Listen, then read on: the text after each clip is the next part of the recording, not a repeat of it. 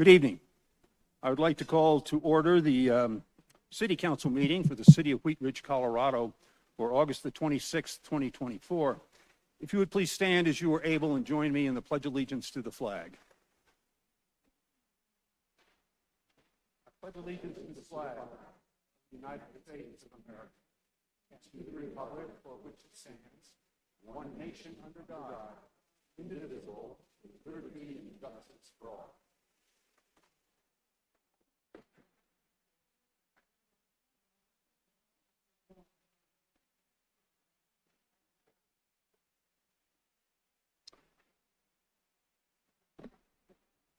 Thank you. Would the clerk please call the roll of the members? Jenny Snell, Present. Scott Ohm, Here. Rachel Holteen, Present. Amanda Weaver, Corey Stites, Here. Janice Hoppy, Dan Larson, Present. Leah Dozeman. Here. You have a quorum. Thank you. Counselors, in your packet, you have the study session notes of August the 5th, 2024, and City Council meeting minutes for August the 12th of 2024. Are there any changes or corrections to be noted in the minutes or the study session notes?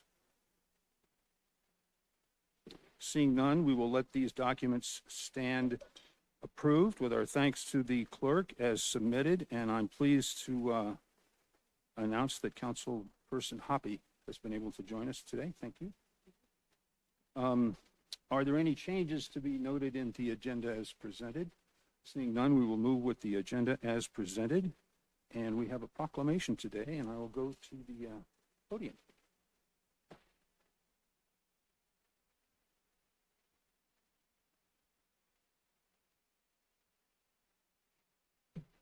And I would like to invite Jessica Mitchell with the Jefferson Center Community Engagement Coordinator to join me at the podium. Good evening. How are you? Good. Thank you for joining us today. I'm really pleased to have a proclamation recognizing the National Suicide Prevention Month of September. Whereas National Suicide Prevention Month, in conjunction with National Suicide Prevention Week, is an annual month-long campaign in the United States to inform and engage health professionals and the general public about suicide prevention and the warning signs of suicide. And whereas, by drawing attention to the problem of suicide in the United States, the campaign also strives to reduce the stigma surrounding the topic, as well as encourage the pursuit of mental health assistance and support people who have attempted suicide. And whereas, as part of the campaign, health organizations are encouraged to conduct depression screenings, including self-administered and online tests, and refer interested individuals to a national suicide and crisis hotline. You can call or text 988 or chat at 988lifeline.org. And whereas, since 1975, National Suicide Prevention Week awareness events are held throughout the week corresponding to World Suicide Prevention Day, which is recognized annually on the 10th of September. And whereas, the city provided funding to Jefferson Center to recertify their suicide prevention coordinator to be a QPR, question, persuade, refer, instructor, to help save lives by teaching practical steps to anyone can take when they are concerned about someone who may be in a crisis. Now, therefore, be it resolved that I, Bud Starker, Mayor of the City of Wheat Ridge, and the Wheat Ridge City Council, do proclaim that September be Suicide Prevention Month, and the week of September 8th through 14th, 2024, be declared Suicide Prevention Week in the City of Wheat Ridge, Colorado, dated this 26th day of August, 2024. Would you like to say a few words? Yeah. Terrific.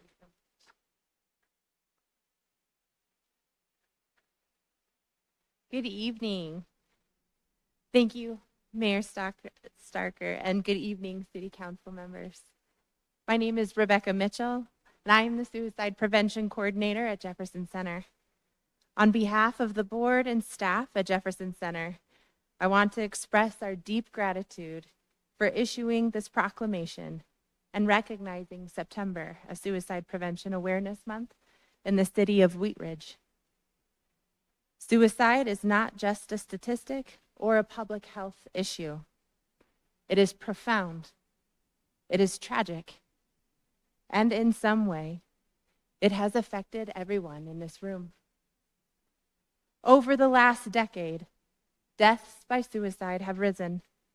In 2022 alone, 1,352 individuals in Colorado, including 123 members of our community in Jefferson County, lost their lives to suicide.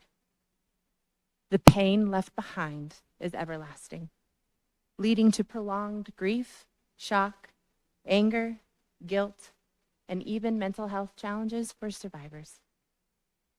The major contributing factors are experiences of violence, including child abuse, bullying, sexual assault. Veterans, those in rural areas, workers in high-stress industries are also at higher risk. Additionally, young people who identify as LGBTQIA face a higher prevalence of suicidal thoughts compared to their peers. Our work in suicide prevention is not something we engage in merely because it is our job.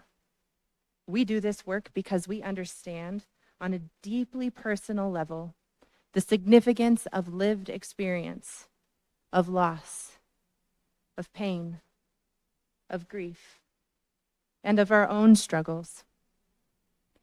As the spouse of a veteran, I have attended more military funerals due to suicide than I care to count. This is not just a professional endeavor. It is a personal mission. With your support, we strive to infuse hope in this community by recognizing that these struggles are not insurmountable. Hope is nurtured by realizing the power of our connections and relationships within our community. The strength of family, community, and access to mental health care significantly reduces suicidal thoughts and behaviors. For children, having just one trusted adult in their life can make all the difference. At Jefferson Center, we are proud to lead the Suicide Prevention Coalition of Jefferson, Gilpin, and Clear Creek counties. As the coordinator, I am honored to bring together passionate community members, including public health professionals, educators, and individuals with lived experience. Our mission? To provide and implement evidence-based strategies to foster connections, ensure access to critical care, and be proactive with strategies to prevent suicide. Every day, Jefferson Center provides mental health care, substance use treatment, wellness services, and a wide range of additional resources, touching nearly 27,000 lives annually in our community. We are dedicated to breaking down barriers that prevent people from seeking the care they deserve. This means offering services in over 150 community settings. These include schools, medical practices, partnerships with law enforcement, community centers, homeless shelters, and more. We know we cannot do this alone. We are grateful for our partnership with the City of Wheat Ridge, whose support is crucial to our efforts. As the proclamation states, your support has enabled us to teach QPR, Question, Persuade, Refer, a life-saving intervention that equips people with skills to recognize the signs of a crisis and take action to prevent it. Your support is essential. Together, we can raise awareness, reduce the stigma around mental health, and work towards finding solutions that fit the needs of our community. But more importantly, I urge each of you to consider how you show up every day as individual community members, as leaders, and as organizations. I challenge everyone in this room to reach out to someone this week and tell them that they are loved. Each step forward in the right direction proves our ability as a community to build relationships of care and compassion. By being present, by listening, by supporting one another, we build a community where hope can flourish. Thank you again for recognizing Suicide Prevention Awareness Month and for your continued support of Jefferson Center. We could not do this important work without you. Thank you, Rebecca. We're going to do a little photo op here.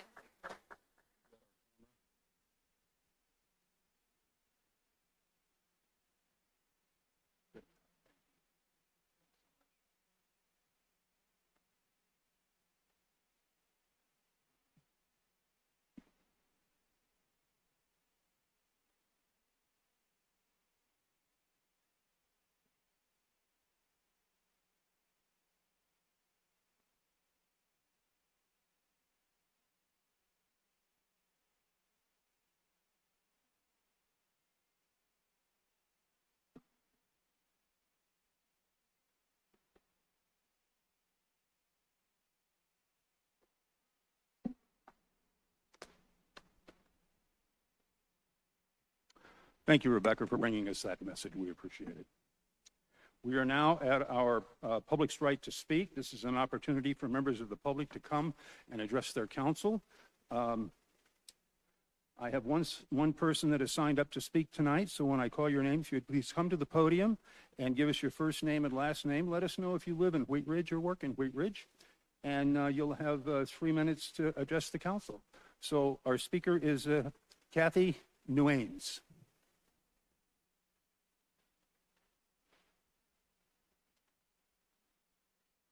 Hello.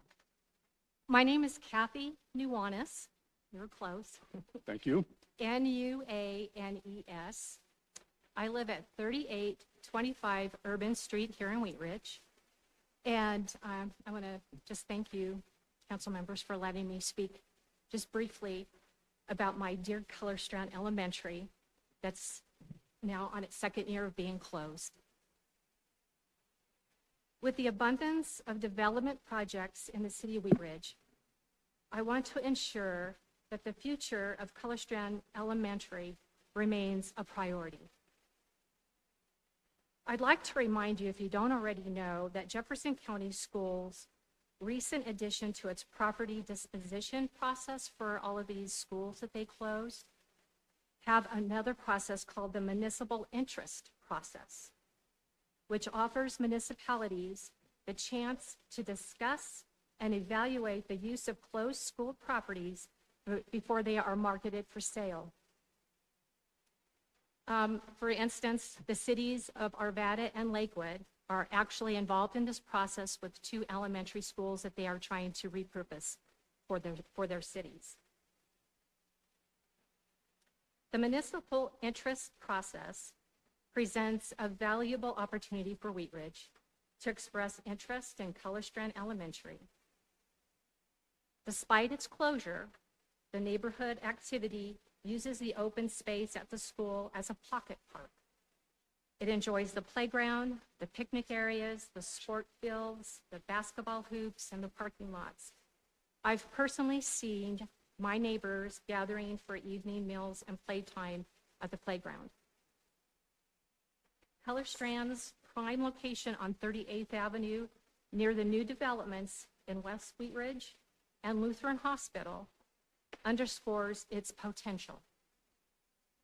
Ideally, it would be wonderful if Color Strand could remain an educational facility, but perhaps an arts and humanities center that could be an asset to both the city and the community.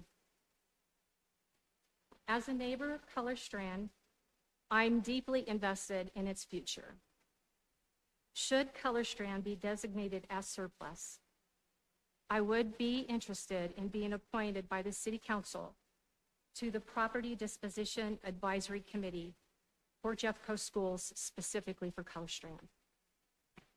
Thank you for your attention and for considering the future of Color Strand as an ongoing community resource.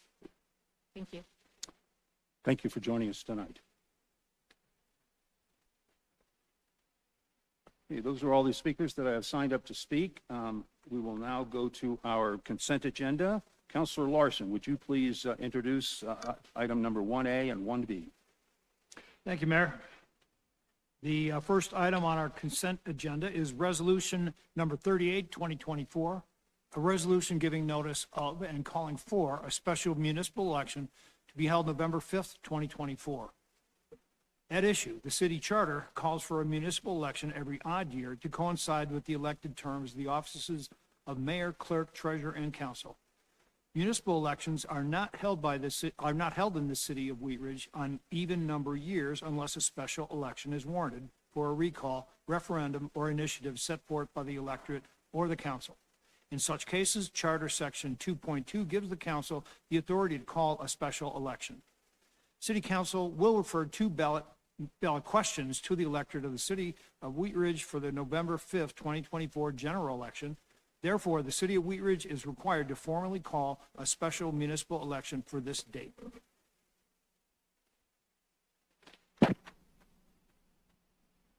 One B. I'll read them. Okay. Thank you. The next item on the consent agenda is Resolution Number 39, 2024, a resolution authorizing the appropriate city officials to execute an intergovernmental agreement by and between the County of Jefferson, State of Colorado, and the City of Wheat Ridge, Colorado, regarding the administration of their respective duties concerning the conduct of the coordinated election to be held on November 5th, 2024. At issue, the City of Wheat Ridge will participate in a coordinated election on November 5th, 2024. The attached resolution and intergovernmental agreement must be executed and forwarded to Jefferson County by Tuesday, August 27th, 2024. The documents refer to the respective duties of the county and the City of Wheat Ridge regarding the administration of their respective duties concerning the conduct of the coordinated election. The duties of the county clerk include, but are not limited to, ballot preparation, voter lists, staff selection and training, providing election supplies, mailing of the ballots, counting of the ballots, and certification of the results.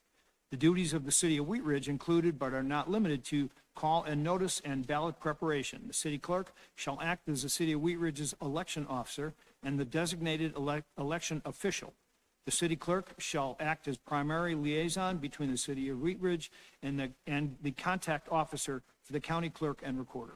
Thank you very much. This is our consent agenda. May I have a motion on agenda item number 1A and 1B? Thank you, Mayor. On agenda item 1A, resolution number 38, 2024, I move to approve resolution number 38, 2024, a resolution giving notice of and calling for a special municipal election to be held November 5th, 2024. And number 1B also. I move to approve resolution number 39, 2024, a resolution authorizing the appropriate city officials to execute an intergovernmental agreement by and between the County of Jefferson, State of Colorado, and the City of Wheat Ridge, Colorado, regarding the administration of their respective duties concerning the conduct of the coordinated election to be held on November 5th, 2024. Second. We have a motion and a second by Councilor Hoppe. Will the clerk please poll the council?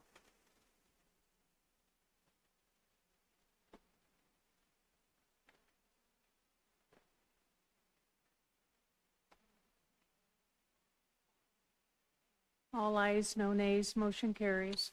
Okay, thank you very much. We will now move to agenda item number 2. Mayor Pro Tem Stites, would you please introduce this item? Thank you, Mr. Mayor.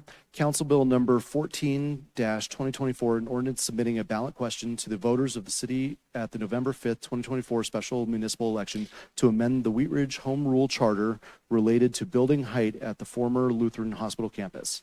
At issue, the Lutheran Legacy Campus, LLC master plan was adopted in 2021, and implementation of the plan's vision requires that city charter be amended to modify the building height limitations of the campus. This ordinance sets the ballot language for the November 5th election, which is due to the Jefferson County Clerk and Recorder on September 6th. Thank you. This will be an ordinance on second reading. It is not quasi-judicial. It is a public hearing. I'm going to open the public hearing. And Mr. Goff, do we have a staff presentation on this item?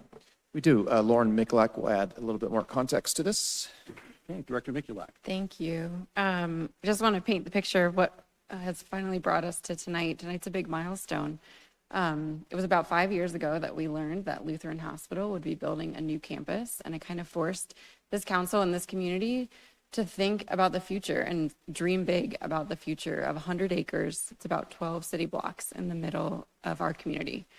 We did that through the master planning process, as you well know, in 2020 and 2021. And tonight's question before you is a first major milestone in implementing that vision. That plan, as you know, calls for open space. It calls for integrating the Blue House and the chapel and other existing assets. It calls for an improved sidewalk network, for a variety of housing options, for civic presence, for some retail, not too much, but some retail. And it calls for investments that fundamentally complement the existing neighborhoods that surround that campus. Knowing that the hospital was moving this summer, throughout this year, both with council and the community, we've had the chance to talk about what it really means to implement the Lutheran Legacy Campus Master Plan. And tonight's action is, again, the first one that sort of converts that master plan vision to reality. You know that Wheat Ridge is unique. We're one of the few communities that regulates height through our city charter. We've done that since the 1980s. So 35 feet in most areas of the city is the limit for any building that has a residential unit within it, whether that's a single unit home or a mixed use development. And we limit on non-residential structures to 50 feet. That hospital, for reference, is 91 feet. We have some buildings like the hospital that exceed those limits. About 15 years ago, voters lifted those caps in two specific areas of the city on Wadsworth and along I-70. And in that case, we did that sort of more unilaterally. We just lifted the cap and used zoning to implement that. In this case, because that plan calls for very sort of granular compatibility, we thought it was more appropriate to write a ballot question that reflects that plan and reflects the need for this campus to have context-sensitive design.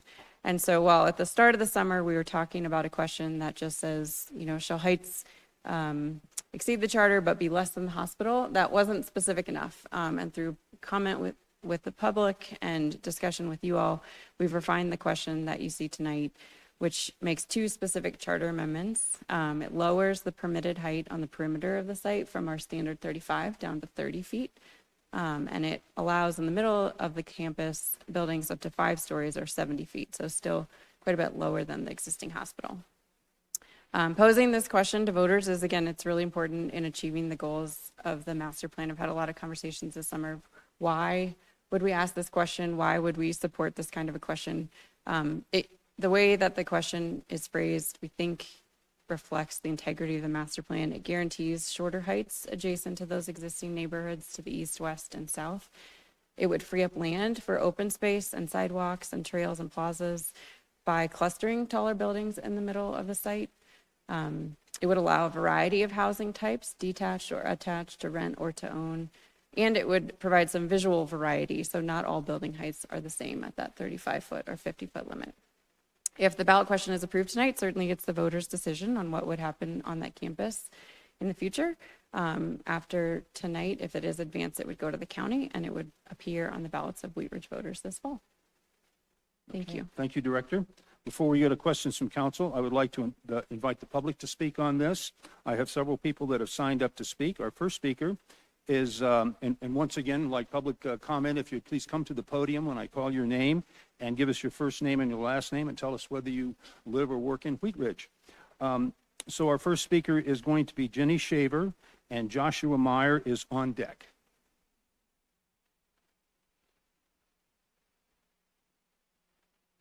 Good evening. I'm Jenny Shaver. I live at 8835 West 32nd Avenue. So yes, I live in Wheat Ridge. Thank you for letting me speak this evening. I wanted to give a little context. I was on the original committee for the master plan back in 2021, and I was very excited to be part of that. And I've been involved kind of in trying to educate my neighbors around the process since then. I'm also on the steering committee now, and I enjoy working on that. I have a lot of pride in that, and I think it's great that the city has worked so hard to try to engage people. We've had a lot of positive turnout and feedback at the center, or at the rec center, excuse me, when we had our meetings, and we put a lot of effort into that. Excuse me, Ms. Shaver, I'm going to ask our clerk to turn off the timing lights. We're not going to time on this public hearing. Sorry. Okay. Sorry. Sorry about that.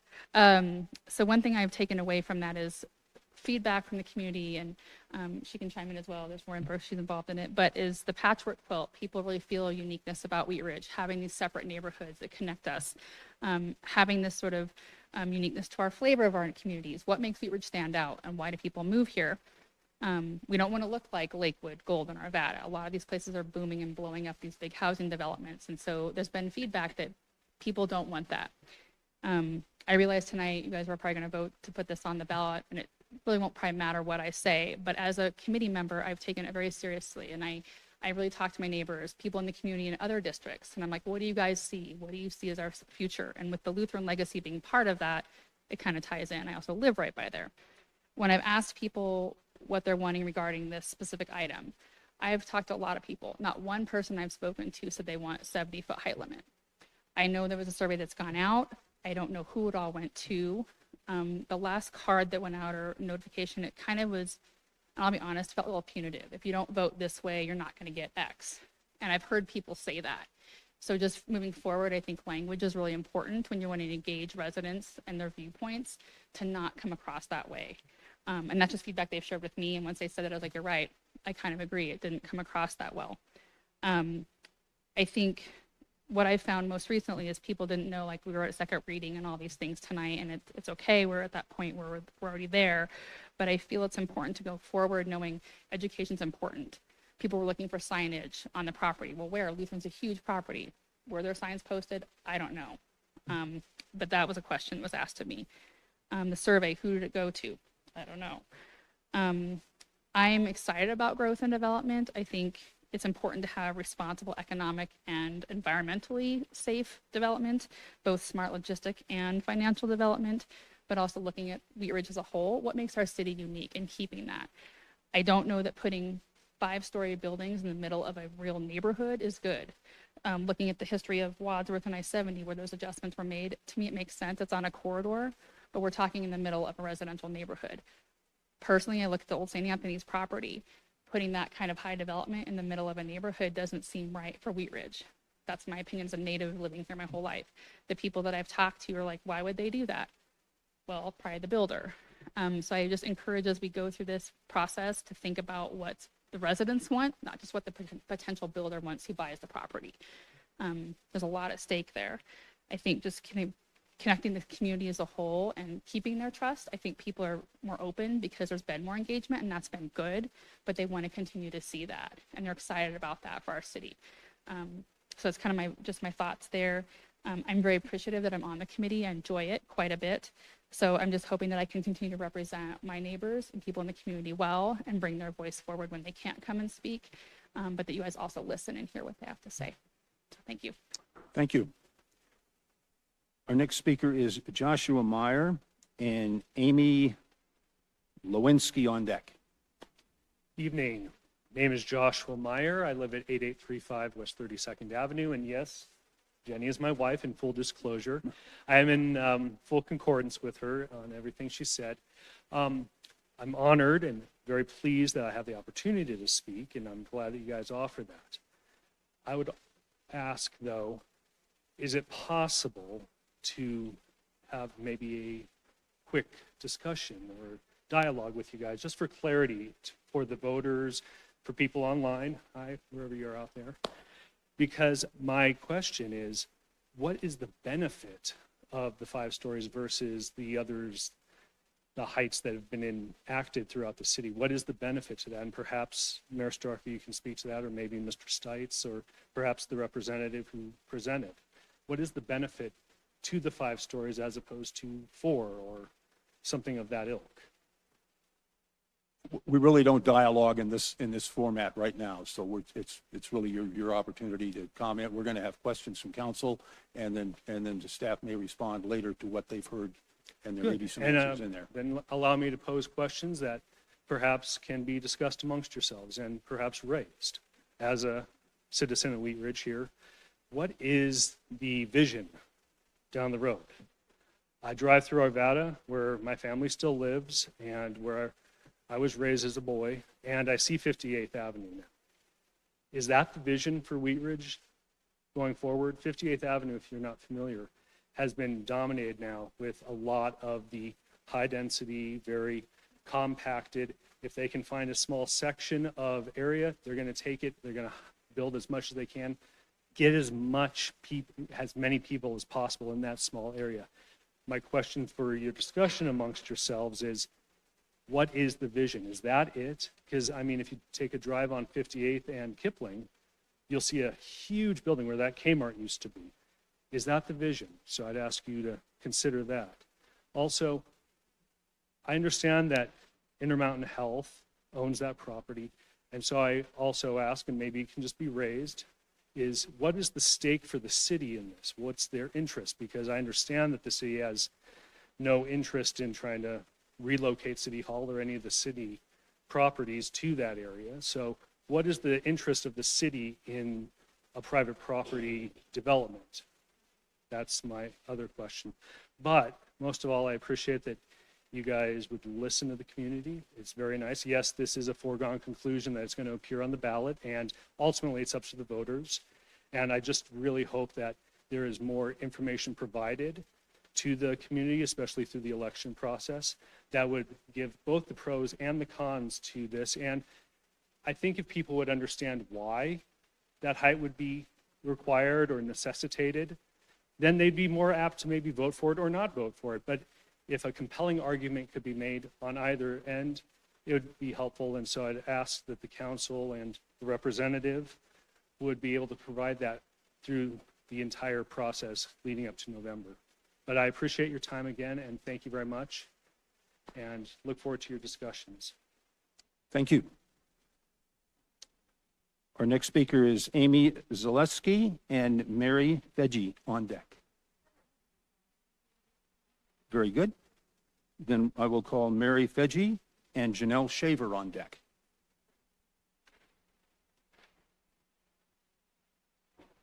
Good evening. I'm Mary Fidgey. I live at 3465 Estes Street, and I've been in Wheat Ridge for 45 years. And I love Wheat Ridge. I think you guys do a fantastic job here. I think you've been doing a really good job of running the city.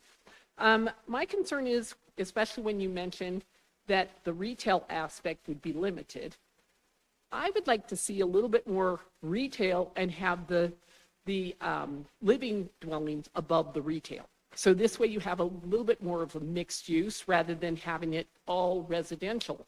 Because I have to admit, I was part of the bid board for the downtown area for Arvada when I had a business down there. And I didn't like the giant buildings that were blocking the landscape, that were just adding to mega amounts of congestion. And the amount of traffic running through where is just insane. If you go down to the Tennyson corridor, you have the mixed use where you have the retail on the bottom and you have the residential up top. It's much more walkable, it's much more usable. It is definitely, I think it's definitely fits the neighborhood much better. And I think our area where we're at is more conducive to where the Tennyson type look is. And I think we'd benefit from having it more in that scope than having it in the Arvada scope. So I know it's up to you, and I know it's up to the citizens of Wheat Ridge to decide on the height and the whole bit. And the height thing is not as big of an issue for me as it is the mixed use and the retail and the thing. I'd rather see a little bit more of a whole use property so we can really get the best benefit out of this huge property. I mean, I only live 1 block away.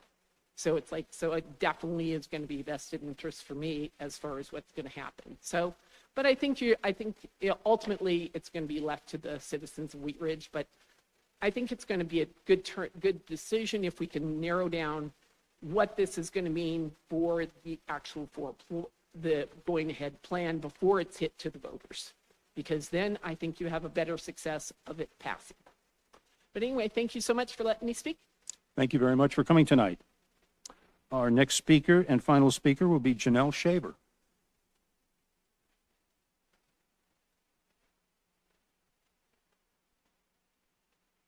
Good evening. Good evening. My name is Janelle Shaver. I live at 8890 West 35th Avenue. I live in Wheat Ridge, and for a mystery amount of years, we won't tell. I'm a native. There's so many things I want to say, but Number one, this affects the value of property. And when that happens, usually it's labeled as quasi-judicial. But since there's no application, it can't be quasi-judicial. And since it's not quasi-judicial, you council people, staff, the city, can use tax money to promote this for the November 5th election. That doesn't seem fair. Intermountain Health bought a property that was zoned hospital. No one in this city asked them to buy it, and no one in this city asked them to move their hospital out on the other side of I-70. But they chose to do that. So now they have a big bunch of property that's zoned for hospital. I'd like to quote a former Wheat Ridge resident who was a state legislature and also our U.S. representative in Washington, Ed Perlmutter, who comes from a family of developers. And I remember years ago at a land use workshop when I was on city council down at the Colorado Municipal League, he said, "It is not the job of government to ensure the highest use of anyone's property. So you have what you have, good luck with that." Now, if I had a house, I do have a house, if I had a house, I said, I want to put a little store here, and I'm going to sell it to somebody, and they want to put a store here. Well, the whole area is zoned residential. That wouldn't be appropriate. And the whole surrounding area is single family, basically. There's a few doubles, but it's mostly single family. And the other issue I have is that this decision is going to be made by the whole city, but the whole city isn't going to have to bear the burden of this massive project. It's probably going to have, at least just in the central area, 600 units. That's probably 12 to 2,400 cars and how many trips per day. There's also a lot of unanswered questions about who's going to be responsible for repairing the roads and removing the snow in the winter. Is it going to be a homeowners association or something like that? Or is the city going to have to pay that bill? There's probably going to have to be stoplights, extra stoplights put in on 32nd, and maybe even on another one on 38th. Who's going to pay for that? Roads may have to be widened. Who's going to pay for that? Then we don't have the infrastructure to support this massive infusion of people. And the last thing is, as Lauren mentioned, this is a vision for the future. Is your vision for the future high rises? Is that your vision? There are other uses there could be. Since the neighborhood revitalization study, there's been not one effort to increase the agricultural heritage of the city. Why not zone it for estates, people, a quarter of acre or more, that people could have horses when you're so near the Clear Creek Greenbelt? There isn't any of that in the area, and that would be great. What do we do with our open space money? It comes every year, more open space money, more open space money, more open space money. This would be a good thing to buy. A park. I saw Councilmember Dozeman. I can't even remember where. And I told her to take her kids down to Dartmouth Park in Englewood. It's this beautiful park. It's got a train in it, a stream that runs through it, and it has one ball field, and we were there this summer for one of my grandson's games. And kids were just playing in the water. The water's like this deep, but kids were playing in it. And right next door is a magnificent water park that's a man-made water park. So there's just, I would just wish you would put your thinking cap on and do something creative and different with this than just, oh, let's throw up some more apartment buildings that everybody's griping about. So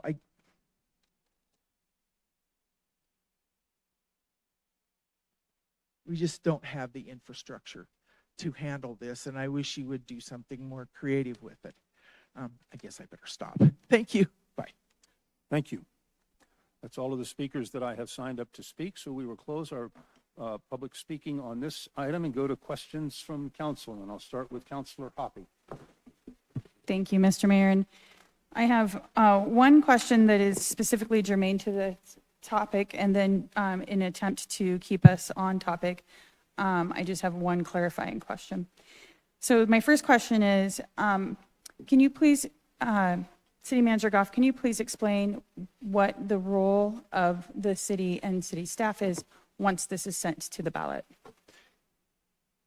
Yes, Councilmember Hoppy. Anytime a ballot question, once City Council sets that language, which is tonight, if you choose to move forward, city staff cannot spend any time or city money on campaigning for or against it. Council in their individual authority and ability can do that, but not as a body to spend money. Thank you for that clarification. And then a lot of our comments, and thanks for coming tonight to comment, a lot of our comments, if you go to What's Up Wheat Ridge, so I just want to make sure that it's still on. If you go to What's Up Wheat Ridge, then you can go to the Lutheran Legacy campus and see all of the work that's been done on it and the discussions. There's also a study session on May 13th that you may want to view, a study session on August 5th that you may want to view. And we'll be taking a first look at potential zoning. When is that going to happen for us? October 7th will be a study session on November October 7th? October 7th. October 7th would be another opportunity. For now, this question is about should we send it to the ballot or not? Thank you. Councilor Holteen. Thank you, Mayor. I just want to thank everyone for coming and speaking tonight. We always appreciate that. So I am genuinely curious, how much was the property listed for? Is that something you can disclose? We don't know. You don't know? No.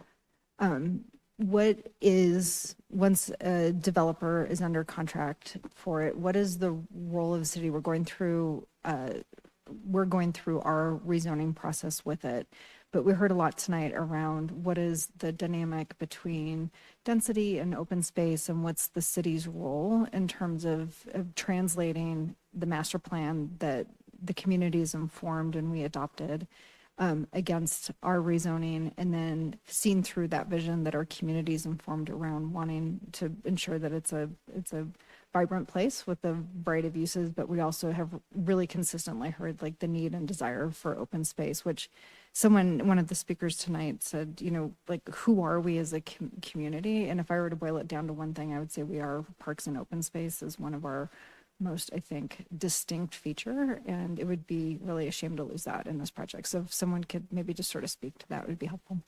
Sure. I'll start and I'll turn it over to Lauren. But the zoning, as you know, we've had a couple study sessions on it, I believe. And as Lauren mentioned, we'll have another one coming up. But the framework of the zoning basically follows the master plan page for page, basically. So it is going to reflect what we heard from the community. But I'll let Lauren, she's more articulate at that than I am. Sure. So I think tonight's a good example that throughout the last 4 years, we've heard a lot of competing interests about what this property should be. It should be open space. It should be more housing options. It should be senior housing. It should retain some of the medical uses. We shouldn't cannibalize the commercial work happening at 38th and Kipling. We should have cultural facilities. We should have civic facilities. It's a 100-acre site. It is 6 blocks tall and 5 blocks wide. It is a neighborhood on its own, or could be.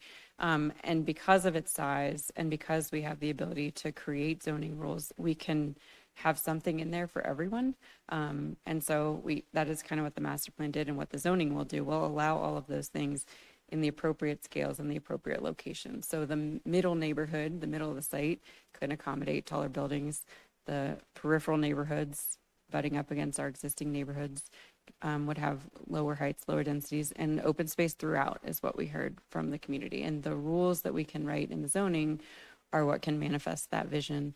I think you heard tonight, and it's something that we're working on now, is that Wheat Ridge is a place of places. And how do you get new things that can coexist and complement existing neighborhoods and things? And so those are the rules that we're writing now to try to achieve exactly that.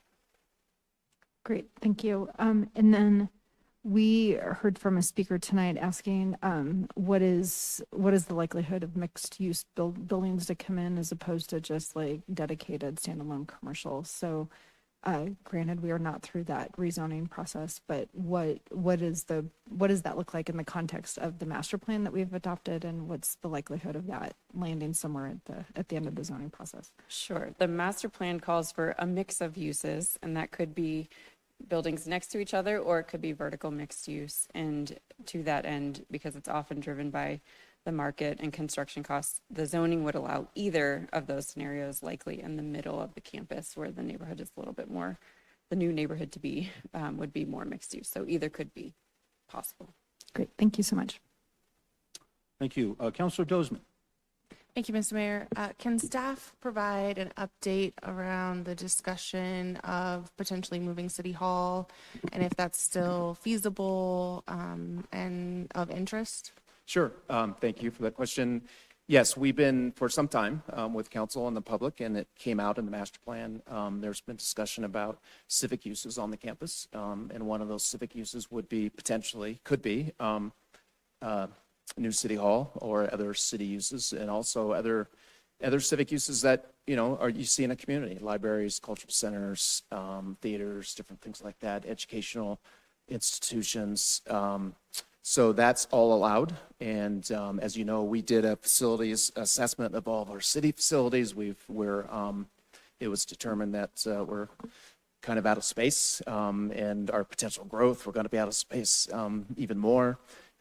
So we're looking for additional space, and direction from council was to seriously look at the Lutheran campus as a potential partner for a tenant of somewhere on that campus. Councilor Larson. Thank you, Mayor.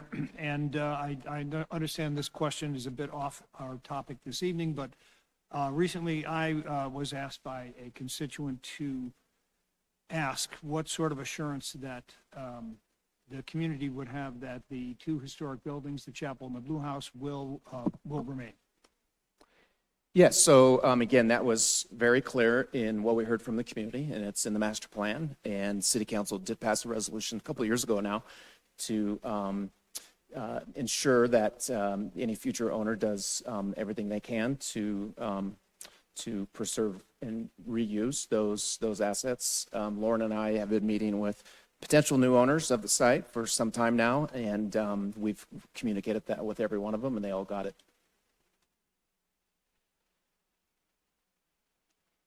Additional questions from council before I close the public hearing and ask for a motion on this item? Any further questions that you want to raise? Okay, I'm going to close the public hearing, and Mayor Pro Tem Stites, may I have a motion on this item? Thank you, Mr. Mayor. I move to approve Council Bill number 14-2024, an ordinance submitting a ballot question to the voters of the city at the November 5th, 2024 special municipal election to amend the Wheat Ridge Home Rule Charter related to building height at the former Lutheran Hospital campus on second reading, order it published, and it takes effect immediately. Second. We have a motion and a second by Councilor Hoppe. Is there discussion on the motion? Councilwoman Dozman. Thank you, Mr. Mayor, and thank you all to those that came and spoke tonight. I think that this is a really important aspect of the democratic process for you to come and have your voices heard. And as we've referred to several times this evening, there was a master plan that had a robust public input process, and this is directly related to the concepts that came from that master plan. And I think the best way to handle this situation is to refer it to the ballot and allow the people to have their voices heard. And I think this is the best case scenario of doing development right on the Lutheran Legacy campus. And I know it's a large infill development in our community, and I think that, there's going to be apprehensions, and validly so. And I just really encourage and hope that all of you will stay engaged and involved, and continue to talk to your neighbors, continue to talk to us, and to ensure that we get this right. Thank you. Councilor Ohm. Thank you, Mayor. I just want to, I've had a lot of discussions with my constituents, and I've assured them that, there's going to be ongoing discussions, and we want a lot of thoughtful conversations, and we encourage everybody to keep speaking. We want to listen to you. And I also want everybody to understand that the staff has put in a lot of effort to really carefully look at, what this property is and potential, and not trying to rush through it. And so I'm really thankful to staff for all their efforts that we come this far. That master plan was done in 2021, and I encourage anybody who's not aware of that to take a look at What's Up Wheat Ridge and take a look at the campus plan. Read the appendix. That's where it kind of gives some really good media information about what can we really support as far as retail and office. And I thought that was very interesting. And I won't opine on that. I'm gonna let everybody just read that and kind of, ask questions, make their own decisions. Thank you. Thank you. Councilor Hoppy. Thank you, Mr. Mayor. And I just want to echo a little bit more of what Councilwoman Dozman and Ohm have already said. And I would really super encourage everyone to come to that study session that's coming up. No zoning has been set yet. We also need to know if we can, build the 5 stories, which is why this has to go to the ballot, and engage in that conversation when it comes around zoning. Thank you. Councilor Hulteen. Thank you. Wanting to, as much as I can, keep this focused to the question at hand, which is whether supporting moving it to the ballot. I echo others tonight that this is the exact right next step, and this is the right dialogue for this. There has been extensive outreach, has been iterated tonight, both in informing the Lutheran Legacy Campus Master Plan. And we were asked a couple of times, like, what's the vision? Well, the vision is in that document and is community informed.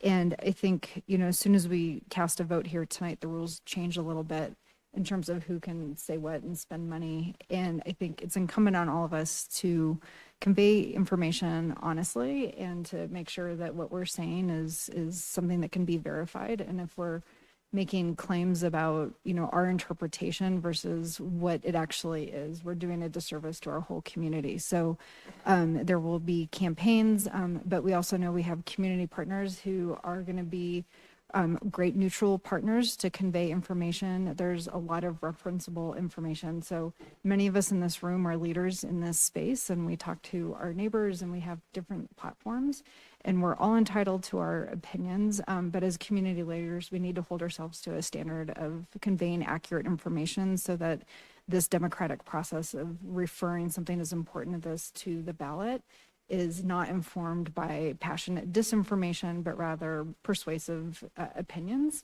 about what the actual information is on the site.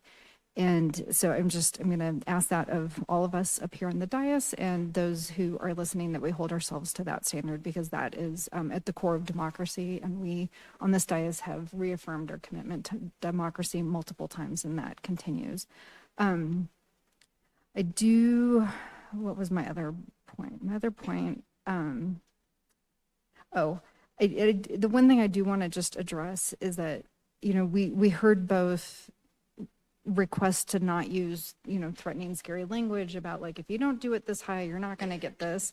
And then we also heard, well, give us the reasons why you'd have to do height. And that's actually what it is that, like, the truth of land use with competing interests and not enough space and some uncertainty on what it's going to be, is that there are inherent trade-offs. That is just the nature of this.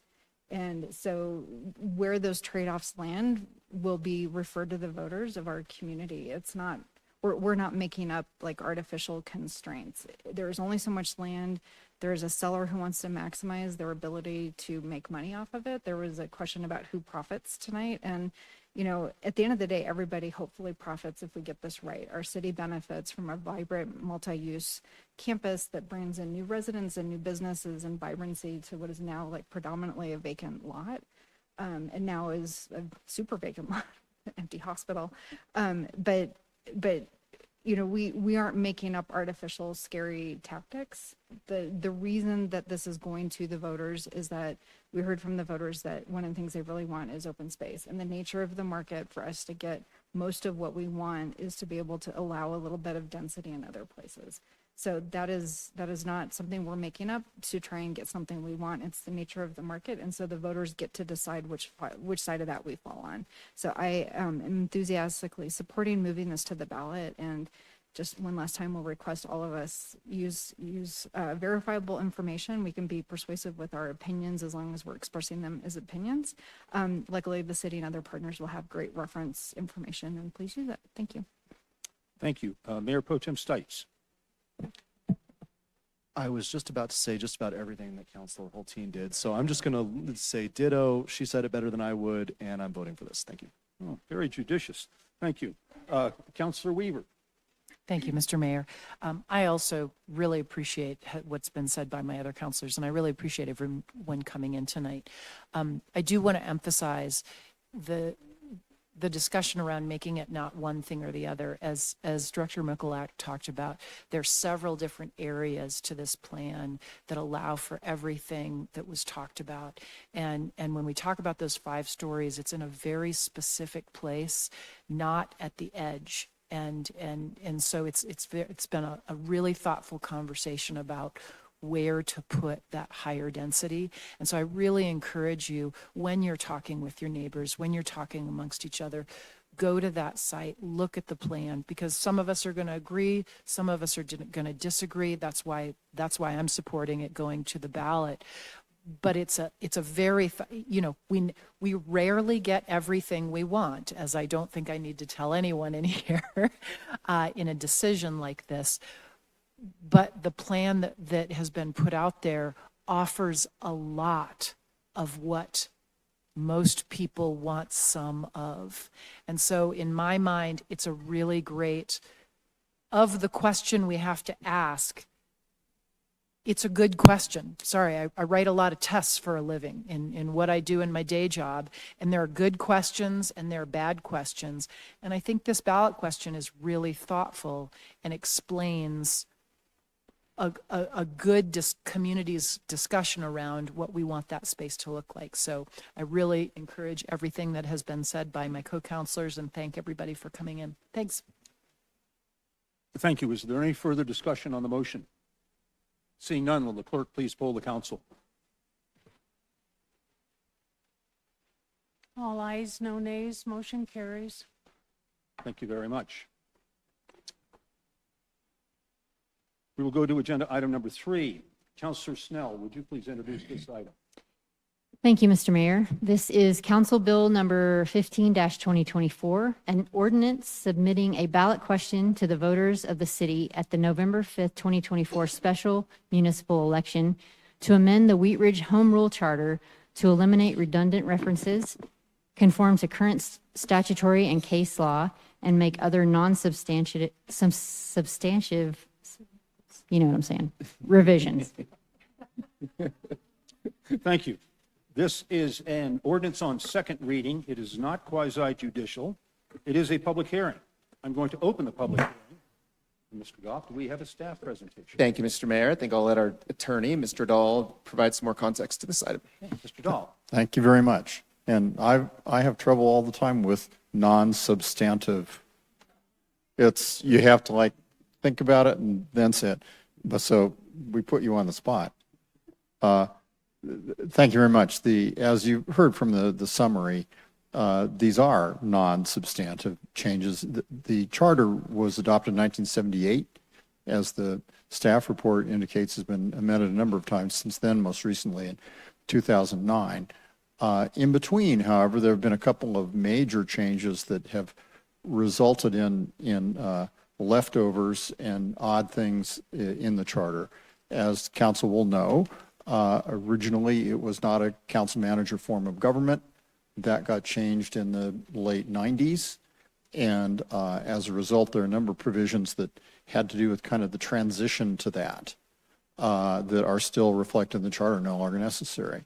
There were transitional provisions actually in 1978 saying existing offices continue. Well, they've been continuing since 1978. We don't have to keep saying it in the charter. As well, council will recall that there was a time when all offices were up for election every 2 years. Mayor, the clerk, the treasurer, and all the council members.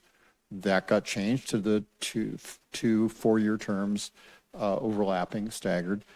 And at the time, it was necessary to write a really complex set of transitional sections to deal with council members that were in office at the time. And because it was 3 terms if you're 2 years, 2 terms if you're 4. But how do you deal with people that are halfway through their first or second 2-year term? And there's a lot of math that was involved in trying to figure that out. And that resulted in these long transitional, if the following the council members in these seats get to, we don't need that anymore. That's now a long time in the past. So those are examples of some transitional provisions that are no longer necessary. As well, you'll see there are some gender references in the charter that we've completely eliminated and made it gender neutral as well as we could. And I think it really advances the charter into today's date as it should. And lastly, there have been changes required really by the courts and by the state legislature, and they're detailed in here. I certainly answer any questions on them. But those, I would say, are sort of 3 major categories of the kind of cleanup that I think the charter really will need and can use. And if it's done and approved by the voters, we'll have a much cleaner document going forward. Thanks. Thank you. But no substantive changes. No substantive changes, only Thank you very much. non-substantive ones, if you can follow that. I have no members of the public signed up to speak on this item, so I will go to questions from council with staff on this item. Councilor Larson. Thank you, Mayor. This is on second reading, so we are ready to move on this one here. Because this is a document that is guaranteed to put you to sleep if you read it in the evening, but it's an important document. It's our city charter. And I would urge people to, if you can stay awake, to read it, because it not only provides you an update into how language has changed and the important changes that language will have on our city. But my question, I guess, the long way around is, will this ballot item and the previous item be represented in what we think of as the Blue Book? Yes. I mean, the Blue Book will be something that it's not a Tabor question, so we won't have those pro-con statements. But when the Blue Book gets published for all the questions in the county, there will likely be a summary. We don't prepare that, so that's done, I think, in the office of the county clerk and recorder, I think, maybe the Secretary of State. With both questions, they're lengthy enough, I think, that the person's doing the summary will probably just default to the question itself. We don't really have any control over that, and I'm hoping that they do a good job. So it will be in the Blue Book, but I don't anticipate there will be a longer explanation than the questions themselves. We'll have to see. Okay, and just to follow that, then, if somebody's interested in actually comparing or looking at what's redlined, where will they find that? In 2 places. The resolution you passed earlier tonight has as an exhibit to that resolution the red line of the charter that shows all the changes. And that same red line of the charter, and it runs to, 38 pages or something like that? Yes, 38 pages. Yes, is also an attachment as an exhibit to this ordinance. So when the ordinances are published and posted, the postings on the website, go on the website, look for ordinance number, it'll be ordinance number 1800. Ordinance number 1800, Series 2024, go to that ordinance, and that will have the entire 38-page charter showing the red line changes. Great, thank you. Yep. Thank you. And actually, Councilor Larson, if this does sort of put you to sleep, you might want to consider it over several evenings. Okay, Councilor Hoppy. Thank you, Mr. Mayor. Manager Goff, would there be a possibility to have a quick link to the red line version on the city website? Yeah, we'll find a place on the city clerk's portion of the website that has ballot information on there. Thank you. Councilor Weaver. Thank you, Mr. Mayor. Mr. Dahl, would you mind just clarifying citizenship neutrality and when that's a case and when it's not? I've had a couple questions from constituents and explain that if one is an elected official, citizenship is required, whereas if it's certain committees, it's not. And that's what I am understanding that I'm reading in this.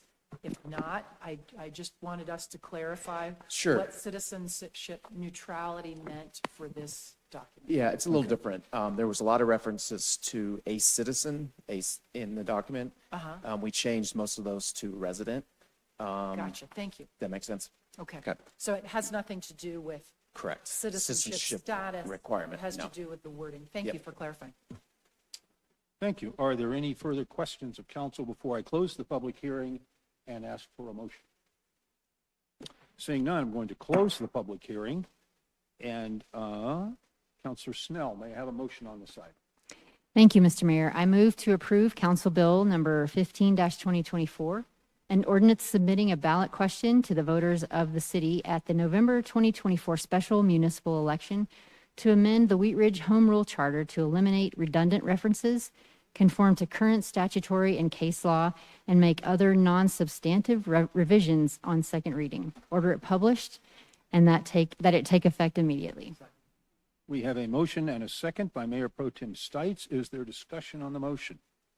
Councilor Hoppy. Thank you, Mr. Mayor. And I just wanted to also make a clarification around the gender neutrality. We went in there and changed things that it would say the mayor shall XYZ, he shall XYZ, which is kind of a lazy language way shortcut to do that. So those changes got changed to the mayor shall XYZ, the mayor shall XYZ, or the council person or the elected official. So just so everybody's clear on where we made those changes.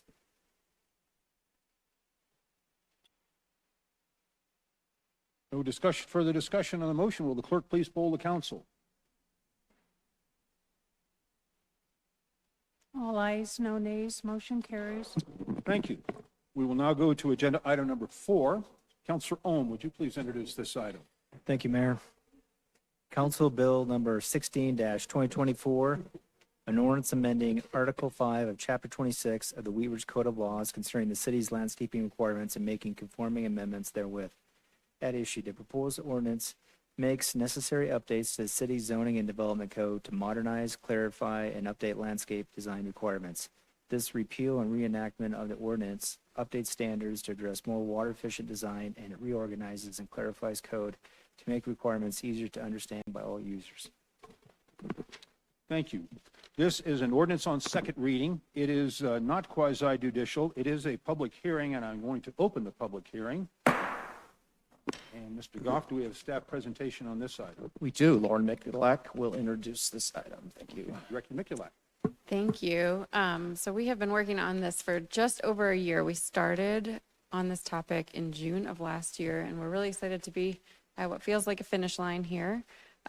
This adoption would be the first substantive update of our landscape regulations in over 20 years. And it would align our code with recent state law and really best practice. I think the good thing about a slightly prolonged code amendment is that the world evolves around you.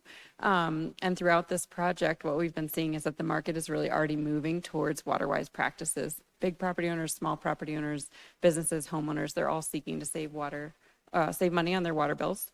In the last month or two in the home stretch here, we have looked at the proposed developments we're actively reviewing, so the landscape plans that we have in the process.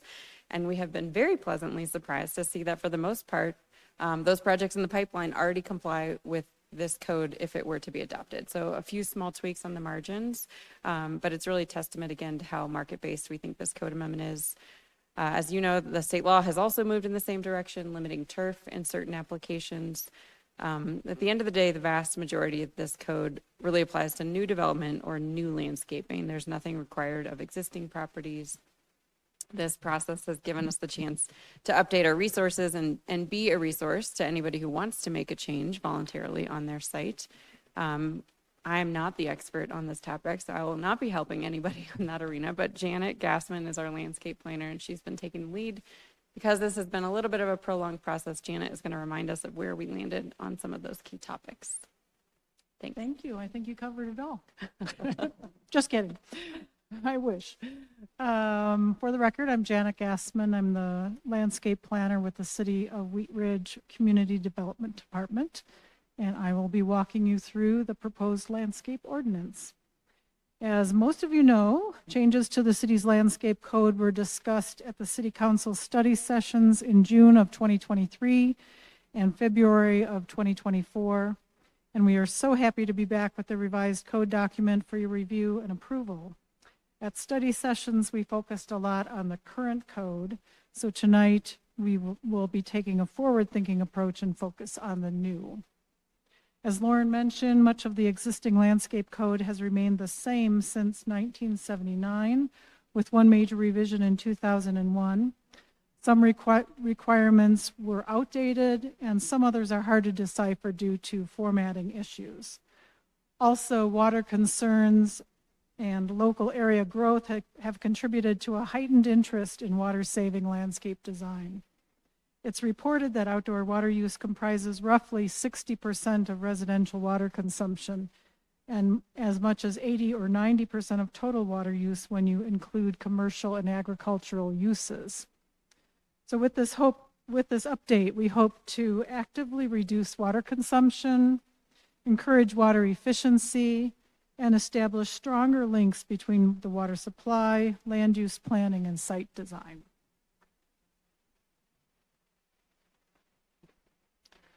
So a little background, water-wise landscaping is similar to xeriscaping, if you've heard that term, in that it encourages the use of native and low water or xeric plants, but it also focuses on wise water use no matter where the site is located, not just in arid environments. It emphasizes grouping plants by water requirements to encourage efficient irrigation design, and is functional, attractive, and easily maintained in its natural surroundings. The proposed code modernizes, clarifies, and updates the design standards and requirements. It promotes principles of water-wise landscaping. It aligns with the city's Sustainable Wheat Ridge Action Plan. It reflects the recently adopted Senate Bill 24005, which addresses water-related landscaping practices, and it focuses on new multi-unit residential and non-residential in particular, but also expands and clarifies requirements for low-density uses, residential uses. As a refresher, in our previous two study sessions, we focused our discussion on the 9 key topic areas shown here. Tonight, we will look at how the proposed code amendment addresses each of these areas. And I brought pictures. Topic area 1 is irrigation. Proposed code maintains the current requirements for an automatic irrigation system for all new development and integrates water-wise best practices. In addition, it allows for temporary irrigation of native grass and wildflower areas. It clarifies the needs for trees to remain irrigated, even if adjacent areas of the landscape are more xeric in design. And it includes the ability to waive a permanent irrigation for new low-density residential development and water-wise renovation of older sites. These may or may not have irrigation systems on site and may require the submittal of a revised plan and manual watering schedule. Shown in this picture is an area of native grasses with temporary irrigation at the north end of the Clear Creek Crossing development. Topic area 2 is artificial turf. The proposed code updates and codifies the artificial turf policy, which currently applies only to mixed-use development and non-residential development. It allows limited application in low-density residential uses, multi-unit residential, and non-residential uses. And it aligns with the previously mentioned Senate Bill 24005, which became effective on August 7th, which limits artificial turf to athletic purposes on new non-residential sites. Only residential development is exempt from the bill's requirements. These are examples of artificial turf installed in the common areas of Clear Creek Crossing Apartments, also or previously known as Outlook 2. Topic 3 includes irrigated, functional, and non-functional turf. And this topic covers a lot of ground. First, it was important for us to define each of these, as they are becoming commonly used terms when discussing water-wise landscaping and new construction. We will look at each of these in more detail in the next several slides. Irrigated turf is just that. It's sodded or seeded grass areas served by a functioning automatic irrigation system. For new, low-density residential uses, the proposed code contains a 50% irrigated turf maximum. Shown are examples of existing low-density irrigated turf in our community.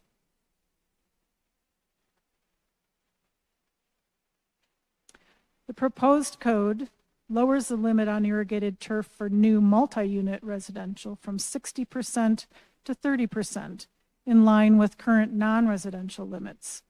Recent development projects have been coming in at these or lower levels to reduce outdoor water use, and some have come in with irrigated turf levels as low as 10% of the total landscape.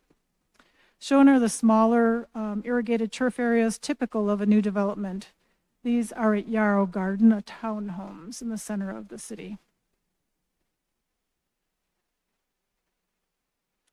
Irrigated turf for new non-residential sites, there's no change proposed. The code maintains the 30% limit. Shown is irrigated turf at International Paper north of I-70. Current code does not address functional and non-functional turf, as these are newer terms in the planning and landscape environment. Functional turf is turf that is located in a recreational use area or other space that is regularly used for civic, community, or recreational purposes, which may include playgrounds, sports fields, picnic grounds, amphitheaters, portions of parks, putting greens, and the playing areas of golf courses. Pictured here are functional turf areas at Kipling Village on the left and Clear Creek Crossing Apartments, specifically in the dog exercise area. Non-functional turf, on the other hand, is turf that is predominantly ornamental and not functional, such as that located in a street right-of-way, parking lot, and medians. The proposed code limits the use of non-functional turf in new multi-unit residential and non-residential developments, not low-density residential. And it aligns with that Senate Bill 24005. Shown here are areas of existing non-functional turf at Applewood Shopping Center that would be prohibited in new development under the proposed code and under the Senate Bill 24005.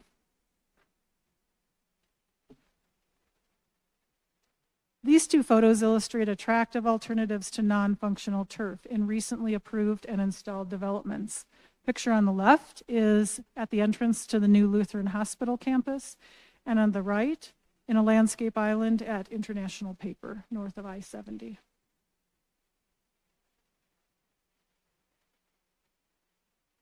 Topic area 4 covers landscape specifications. New code updates and clarifies plant and mulch specifications to better align with water-wise principles and with best practices. It adds a minimum size for perennials and grasses. Previously, those had just been grouped in with shrubs requiring a 5-gallon pot, and perennials and grasses are now specified at 1 gallon. It reduces the minimum size for vines and ground covers to quart pots, and expands and clarifies specifications for organic and inorganic mulches such as bark, cobble, and crushed stone. And it provides a perennial to shrub equivalent, as in 3 perennials to 1 shrub, which we did not have included previously, for meeting required plant quantities.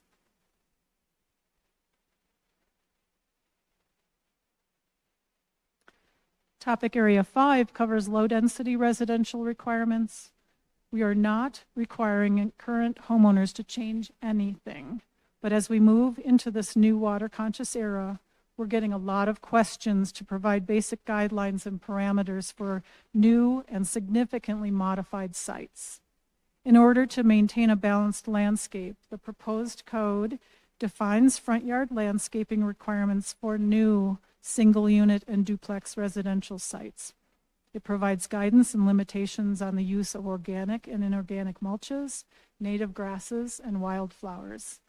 It requires a minimum 1/3 live plant coverage in new front yards, and clarifies renovation requirements for transitioning to a more xeric or water-wise landscaping, such as requiring that rock, stone, or wildflower areas be an intentional part of the overall design, and balanced with live plantings.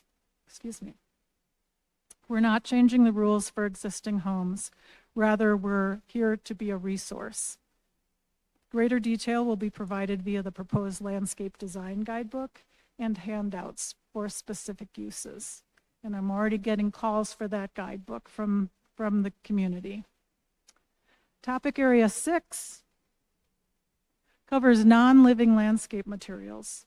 The proposed code separates maximums by use, such as residential versus commercial uses. It increases the non-living maximum for new multi-unit residential and non-residential sites, and allows non-living material to count toward landscaping requirements when integrated into the overall design. These photos include a public space with seating wall at Clear Creek Crossing Apartments and the Clear Creek Terrace townhome development. Topic area 7 covers xeric and water-wise design. The proposed code separates design requirements by use also. For new low-density residential development, water-wise plant material and principles are encouraged. But for new multi-unit residential and non-residential development, water-wise plant material and principles are required along with a hydrozone plan and water budget. A hydrozone plan and water budget encourages the grouping of plants by water use, such as water-conserving plants, non-water conserving, generally turf, and non-irrigated, which is like pavement and patios. Upon approval of the revised landscape code, work will begin on the landscape design guidebook, which will provide water-wise design recommendations and resources for all use types, including district-specific requirements, preferred plant lists, and suggestions for reducing water consumption in the landscape. Almost there. Topic 8 covers modifications to the streetscape design manual. With the approval of the revised code, staff will update the manual to more fully reflect the move toward water-wise design. This will include a much expanded list of approved plants for use in the streetscape and throughout the city, and information on prohibited and noxious plants, organic and inorganic mulches, alternatives to turf in the streetscape, and other reference materials. With the manual, while the manual applies specifically to the streetscape, we use this document to guide development throughout the city. And lastly, our final topic is maintenance. The proposed code expands required maintenance practices to include structures, surface materials, and irrigation systems, and clarifies, thank you, somebody. and clarifies when an amendment to a previously approved plan may be necessary to record changes or renovations to the landscape. Of course, when changes to one area of the code,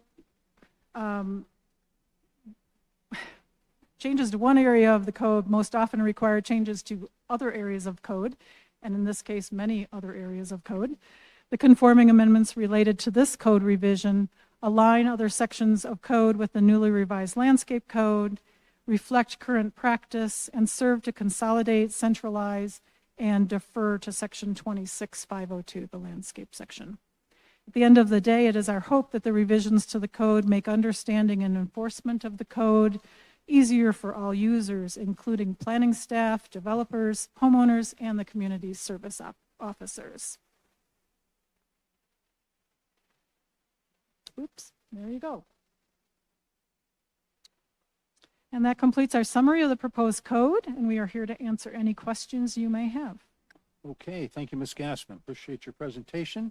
I have no one from the public signed up to speak on this, so I will go to questions from council and start with Councilor Weaver. Great. Thank you so much. This is really comprehensive, and I really enjoyed reading it. I meant that seriously. Compared to his, no, I'm teasing. I do have a couple comments. I'm concerned, and I realize you can tell me this is off topic. So in a lot of the pictures that you showed, of course, we have a tree requirement in building, but I think we've all seen what has happened in past years is that oftentimes small trees are put in, they're landscaping trees, they're not meant to actually get to the large trees that we all love about tree canopy. And tree canopy trees take a commitment, right? And they have to be watered pretty seriously. And now that we are not getting the rain that we used to, I'm even watering some of my tree canopy trees because we're in a changing climate. Will this address anything about trees? I'm just concerned that in a lot of the pictures of the new developments, there were very small trees and they were all landscaping trees. And I call landscaping trees a tree that's not meant to grow above 15, 20 feet. And it's probably going to be removed within the time that the building is in existence. And so I just am wondering if it should consider a section about, because we've said in other conversations up on the dais that we are committed to a tree canopy, which means being committed to trees that are 50 to 100 years old if we want those big, beautiful trees that we have when we drive down some of our great corridors. So I am not opposing anything. I'm just sort of asking the question of council, do you think maybe we should think about including this? My second thing is, having lived in Denver for 10 years before I moved out here, I called the city of Denver because I wanted to put a green roof. I was on a fourth of an acre, and I wanted to put a green roof on a garage I was building. And of course, they lobbed me to landscape, then they lobbed me back to permitting, and basically they said, no, you can't do that because we don't have any rules around it. And I think there's a point at which you're going to see Wheat Ridge residents asking those questions of, well, if I create a green roof, does that count as my landscaping? You know, how does this play into the whole conversation? So again, I don't feel like we need it right now. I just think it should be on the radar that is something that, especially with flat roofs coming back into style, that's something that people are going to be thinking about. Thanks. This is great. Any further questions? Councilor Ohm. Yeah, I just have one. So to clarify, is there specifically a deciduous canopy tree requirement? Well, the requirements are for like shade tree, and that's what's intended when we say a shade tree. Ornamental trees are allowed, but generally we're looking for shade trees when we're talking about roadway plantings, interior parking lot plantings, Generally, we only see the ornamentals show up in building, surrounding the buildings and maybe in some open spaces. So that's my. Yeah, so shade trees are specifically required as meeting the tree requirement on a low density. So where there's enough yard space usually to allow that canopy to blossom. In a multi-unit or non-residential, we're not that specific in terms of requiring a shade canopy tree, mostly because the lot coverage and conflicting location with the tree in the building are going to create an issue. So the code has always required that it be a shade tree. It's one tree per 70 feet of lot width for single unit and duplex, and that remains in the code. Councilor Weaver. Okay, then I just want to take issue with that for a second, because even along 38th with the new developments that are there, there's never enough space. I understand that those are oak trees and they're, sorry, I'm not going to call out a particular place, but there is not enough space for a shade tree to grow for the next 50 years because they're set within 3 feet of the street. And so while I appreciate that we're requiring a shade tree, I just think if we want to achieve tree canopy, which is what we have now, which I realize are big trees relatively close to the street, we're going to have to think about moving shade trees back and watering them. Because what's happening is those shade trees are going in, they can only live until they're 20 years old anyway, because they don't have the space to grow underneath the street and they're not getting watered. And they're just replaced. And that's fine if we want to just be in that replacement phase. I'm not making the argument that we should be anywhere. I'm just saying if we want the city to look like it does when we drive down some of our corridors, then we have to commit to thinking about how trees are planted and how much water we devote to those trees. And they can exist. I lived for a long time in Austin, Texas. They can exist along with these water-wise plantings, but you have to commit and have a sort of separate rule around the watering and the tree maintenance as a different concept as part of landscape. That's all I would like to say to my colleagues. Thank you. Would council be okay if we brought back a bigger discussion about tree canopy in Wheat Ridge? I've been thinking about this for a long time myself. I mean, we're so proud of our tree being a tree city, right? But I don't think we've had a comprehensive discussion about. Yeah, thank you for aspects of saying that, because Yeah. this plan, while great, Yeah. what we're putting in is not going to get us to tree That canopy. bigger tree That's, canopy. yeah, thank Okay, you. we'll put that on a future. Are there any further questions of staff before I close the public hearing and ask for a motion? Are there? Nope.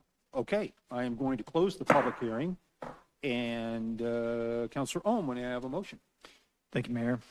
I move to approve Council Bill number 16-2024, an ordinance repealing and reenacting Article 5 of Chapter 26 of the Wheat Ridge Code of Laws concerning landscape requirements and making conforming amendments therewith on second reading, and that it takes effect 15 days after final publication. Second. We have a motion and a second by Councilor Weaver. Is there discussion on the motion? Councilor Larson. Thank you, Mayor.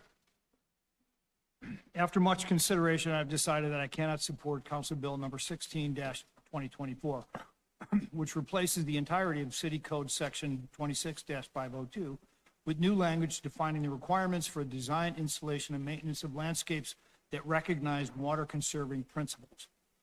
Although there is much in the bill that does strengthen and clarify the general design principles of Section 26-502, the emphasis on non-traditional landscape themes combined with a devaluation of grass lawns reflects a policy that is short-sighted and will have little impact on water usage in Wheat Ridge. Basic municipal economics tell us that residential, commercial, and public water users can be incentivized to reduce water use by a tiered pricing structure that penalizes excessive water use while encouraging responsible landscape watering practices. And despite the lofty goals of the Sustainable Action Plan, so long as the city does not have real influence on water sourcing, distribution, operations, and price, it will never have a real impact on residential and commercial water usage. It is true that land use and development are directly connected to water use, but without that influence, the city cannot affect real water conservation. As stated in the council bill, the intent of WaterWise landscaping is to to establish stronger links between water supply and land use planning. But placing a maximum limit on how much grass lawn can surround a new home, for example, will have little, if any, effect on water use. To be sure, policies that encourage greater water efficiency in water usage for house and gardens will provide benefits to both the water user and the community. However, prohibiting grass turf along public sidewalks will only degrade the visual appeal of our public spaces without providing any real impact on community water usage. Finally, let's not overlook the fact that grass lawns are an effective heat sink on hot summer days. Reducing the amount of grass turf adorning our public spaces will only serve to increase the heat island effect that we all feel during the summer months. Research shows that on a hot summer day, grass lawns are typically 30 degrees cooler than asphalt, 14 degrees cooler than bare soil, and a full 35 degrees cooler than artificial turf. Aside from being visibly soothing, grass lawns also reduce energy demand by helping to lower the ambient temperature around a home or building. As the city moves to implement this bill, I urge city staff to provide residents and developers alike with positive and realistic information materials describing how landscaping can be water efficient, but also practical, long-lasting, and aesthetically pleasing. Thank you. Councilor Ohm. Thank you, Mayor. First off, I just want to say a big thank you to staff and city council members. Water conservation is very important to me. I deal with this every day. When I first moved to Colorado, I'd come from Las Vegas, Nevada, and I'd watched how that 4 inches of water they got every year, just they're having a tough time with it. And so they had moratoriums on turf. And to be honest, when I moved to Colorado, I was pretty disappointed at, we only got 15 inches of water a year, but yet everybody was turning their lawns like we lived in Florida, watching the water run down the gutters, and just there was nothing in check. And I was really surprised. And I knew that, I could do better as a city council person to bring this forward. I have many constituents ask me, what can I do to conserve water? I've seen cities like Severance, Colorado, where they stop issuing building permits because they run out of water. I don't want that to happen to our city. I feel like every drop does make a difference. And these are very thoughtful reductions in water, educating our public on what type of turf. I know that our, Parks Director, they made some thoughtful, plots of converting some of the water waste in Kentucky bluegrass that is not native here and converting that to something that has deeper roots and can take that heat. Even with the Japanese beetles, you can see the damage that it does to our Kentucky bluegrass lawns. It just eats the roots. It looks awful. I've gone through, any of us can walk through any of the older establishments of having these streetscapes that have the grass and it's brown. It's died out. It's compacted. It just isn't working anymore, so it's not doing anything for a heat effect. And then when I do see the water in these small strips, the water's just, I was just on my bike the other day, I won't name the location, but just watching a river of water run down the gutters. And I thought, is that the best use of our potable water? Just have it run down the gutters into the sewers. And I would argue, no, it's not. We can do so much better by, changing the type of grass, using efficient type of irrigation, and, reading that letter that John Enselminger of the Southern Nevada Water Authority wrote to the Secretary of the Interior, pleading that every water user, upstream of Las Vegas needs to be a part of this effort to conserve water everywhere. And we're now seeing the state is getting on board too. And so I had expectations from staff that, yes, we would have something that would be water conserving. What I got was, hey, let's have a thorough, comprehensive look at everything. Let's look at the types of mulches. Let's look at the type of turf. It's a lot more, and it was really needed. You guys have raised the bar of what that code used to be for landscape. I'm really proud of that. I've also seen my neighbor that across the street from me that has the, hey, I have well water, and a lot of people I know that have wells think that it's the magic straw, but the never-ending supply. A couple years ago, her well died. The reason it died was because it was hitting sand. That water source is dwindling fast. And so I helped her figure that scenario out, and I told her that you need to put in some type of sand filter. And, I don't think that's going to be a long-term fix, to be honest. It's just, we're drawing down, and I see more and more sand, all over her backyard, and I can see that writing on the wall. And it's we have to be more thoughtful with our turf conversion. And so I am really impressed that, proud of our city, where we're at now. And I've talked to many other, city council people and mayors, and I tell them, like, what are you doing for water conservation in your city? This is really important for the state.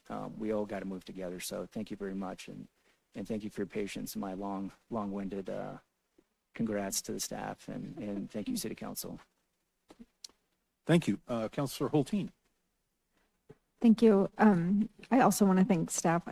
This was just like such a great presentation because it was told us what it was, but to actually have the visuals.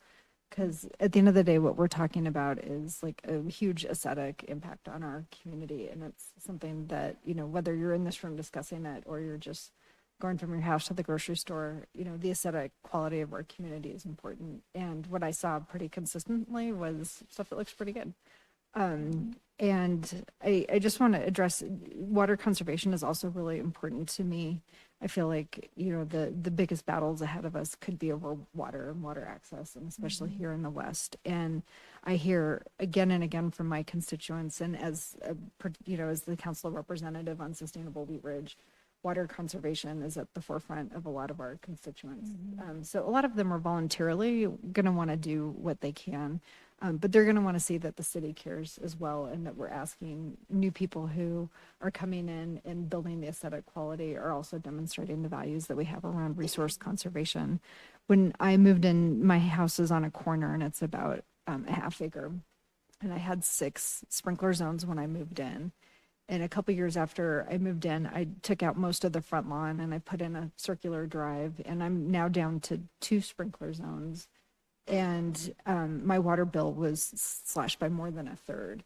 So lawn and turf conversion does actually save water. I mean, I've experienced it at my house. And and I love having lawn in my backyard. I mean, I will always have that. I've got a dog, we've had kids, like there's a niceness to having a lawn as well. And it is cooler because it is evaporating water that it's retaining. So that cooling evaporative effect that we experience and benefit from on the grass is because the grass is taking up water and then putting it back out and evaporating it. So I think this was a really thoughtful balance. It's not as austere as some of our surrounding communities. I think we did a good, thoughtful job when we had this at study session, thinking through what is that balance between where we are and where we want to be. And I just want to thank my peers and staff. And I think that this is something that our community is going to really embrace because, resource conservation is definitely one of our core values here in the city. So thank you. Thank you. Is there any further discussion on the motion? Seeing none, will the clerk please poll the council? 7 ayes, 1 nay, motion carries. Thank you. We will now go to agenda item number 5. Councilor Larson, would you please introduce this item? Thank you, Mayor. There we go. This is Council Bill number 17-2024, an ordinance amending sections 2, 11, and 26 of the Wheat Ridge Code of Laws regarding short-term rental district caps, reporting requirements for hosting platforms, and enforcement procedures for same. At issue, in February 2021, City Council enacted legislation concerning the licensing and enforcement of short-term rentals, also known as STRs. Since that time, staff has worked to implement the legislation licensing STRs, collecting the applicable lodger's tax, enforcing the codified regulations. Through the implementation of the program, members of council and staff both identified necessary amendments to the code to improve the STR program. This ordinance amends the code based on that direction received from City Council on June 3rd, 2024. Thank you. This will be an ordinance on second reading. It is not quasi-judicial. It is a public hearing, and I'm going to open the public hearing. And Mr. Goff, do we have a staff presentation on this item? We do. Ali Shecker, Deputy City Manager. Thank you, Deputy Manager Thank you, Mr. Mayor. Thank you, Mr. Goff. Just a quick reminder of how we got here. We met in study session on June 3rd, and in that working session, staff presented recommendations to align and better strengthen code, and you gave us consensus to return with an ordinance. So we have that for you tonight. The ordinance does the following. It closes the townhome loophole that that Councillor Ohm identified, so that townhomes and mixed-use neighborhood zone districts are included in the district cap. It places requirements on marketplace facilitators that Mr. Dahl and I were just talking about this tonight. We and every other city, I think, is struggling with. This requires hosts. It requires that the marketplace facilitators require hosts post their STR license number and listings. Requires hosts to identify the listing as either whole home or partial home licenses, and that will help us with compliance efforts. The marketplace facilitator, so Airbnb, VRBO, those kinds of places, those sites need to keep records of transactions that are to be produced upon request. And the code also enables a per day penalty of $1,000 per violation to the marketplace facilitator should they not comply. The ordinance also revises the cap calculation period to align with the calendar year with the publishing deadline of January 31st each year. And it aligns the definition of host of Chapter 26 with Chapter 11. So since we last met on this topic back in June, we've been working with Mr. Dahl's office to draft this ordinance. The elements related to Chapter 26 were presented to the Planning Commission. You all had more specific direction for staff related to fines, and I'll be back to speak about that under item number 8, as that's not actually included in the ordinance. So thank you very much. That's all I have. Okay, thank you very much. I have no members of the public that signed up to speak on this item, so I'll go to questions of council. Do you have any questions of council, or from council, of staff, before I close the public hearing? Hearing none, I'm going to close the public hearing, and Councilor Larson, may I have a motion on this item? Thank you, Mayor. I move to approve Council Bill number 17-2024, an ordinance amending sections 2, 11, and 26 of the Wheat Ridge Code of Laws regarding short-term rental district caps, reporting requirements for hosting platforms, and enforcement procedures for same. On second reading, order it published, and that it take effect 15 days after final publication. We have a motion and a second by Councilor Ohm. Is there discussion on the motion? Councilor Ohm. Thank you, Mayor. I just wanted to say to staff, a big thank you. You always go beyond my expectations. I kind of thought this was going to be more, at the start, just, let's address the loophole, and you seize the opportunity to let's take a look and see if there's anything we can, make better. And you've done that. I'm really happy of where we ended up with this. And so thank you for all your hard effort. Thank you. Additional discussion on the motion? Seeing none, will the clerk please poll the council? All ayes, no nays, motion carries. Thank you very much. We will go to agenda item number 6. Councilor Dozman, would you please introduce this item? Yes, thank you, Mr. Mayor. Council Bill 18-2024, an ordinance authorizing the issuance by the City of Wheat Ridge, Colorado, of its sales and use tax revenue refunding and improvement bonds, Series 2024, and providing other details in connection therewith. At issue, at the regular general election held on November 7th, 2023, the electorate of the city approved ballot question 2J, which extended the 0.5% of 1% sales and use tax levied by the city and authorized the issuance of debt to finance city investment in capital improvement projects.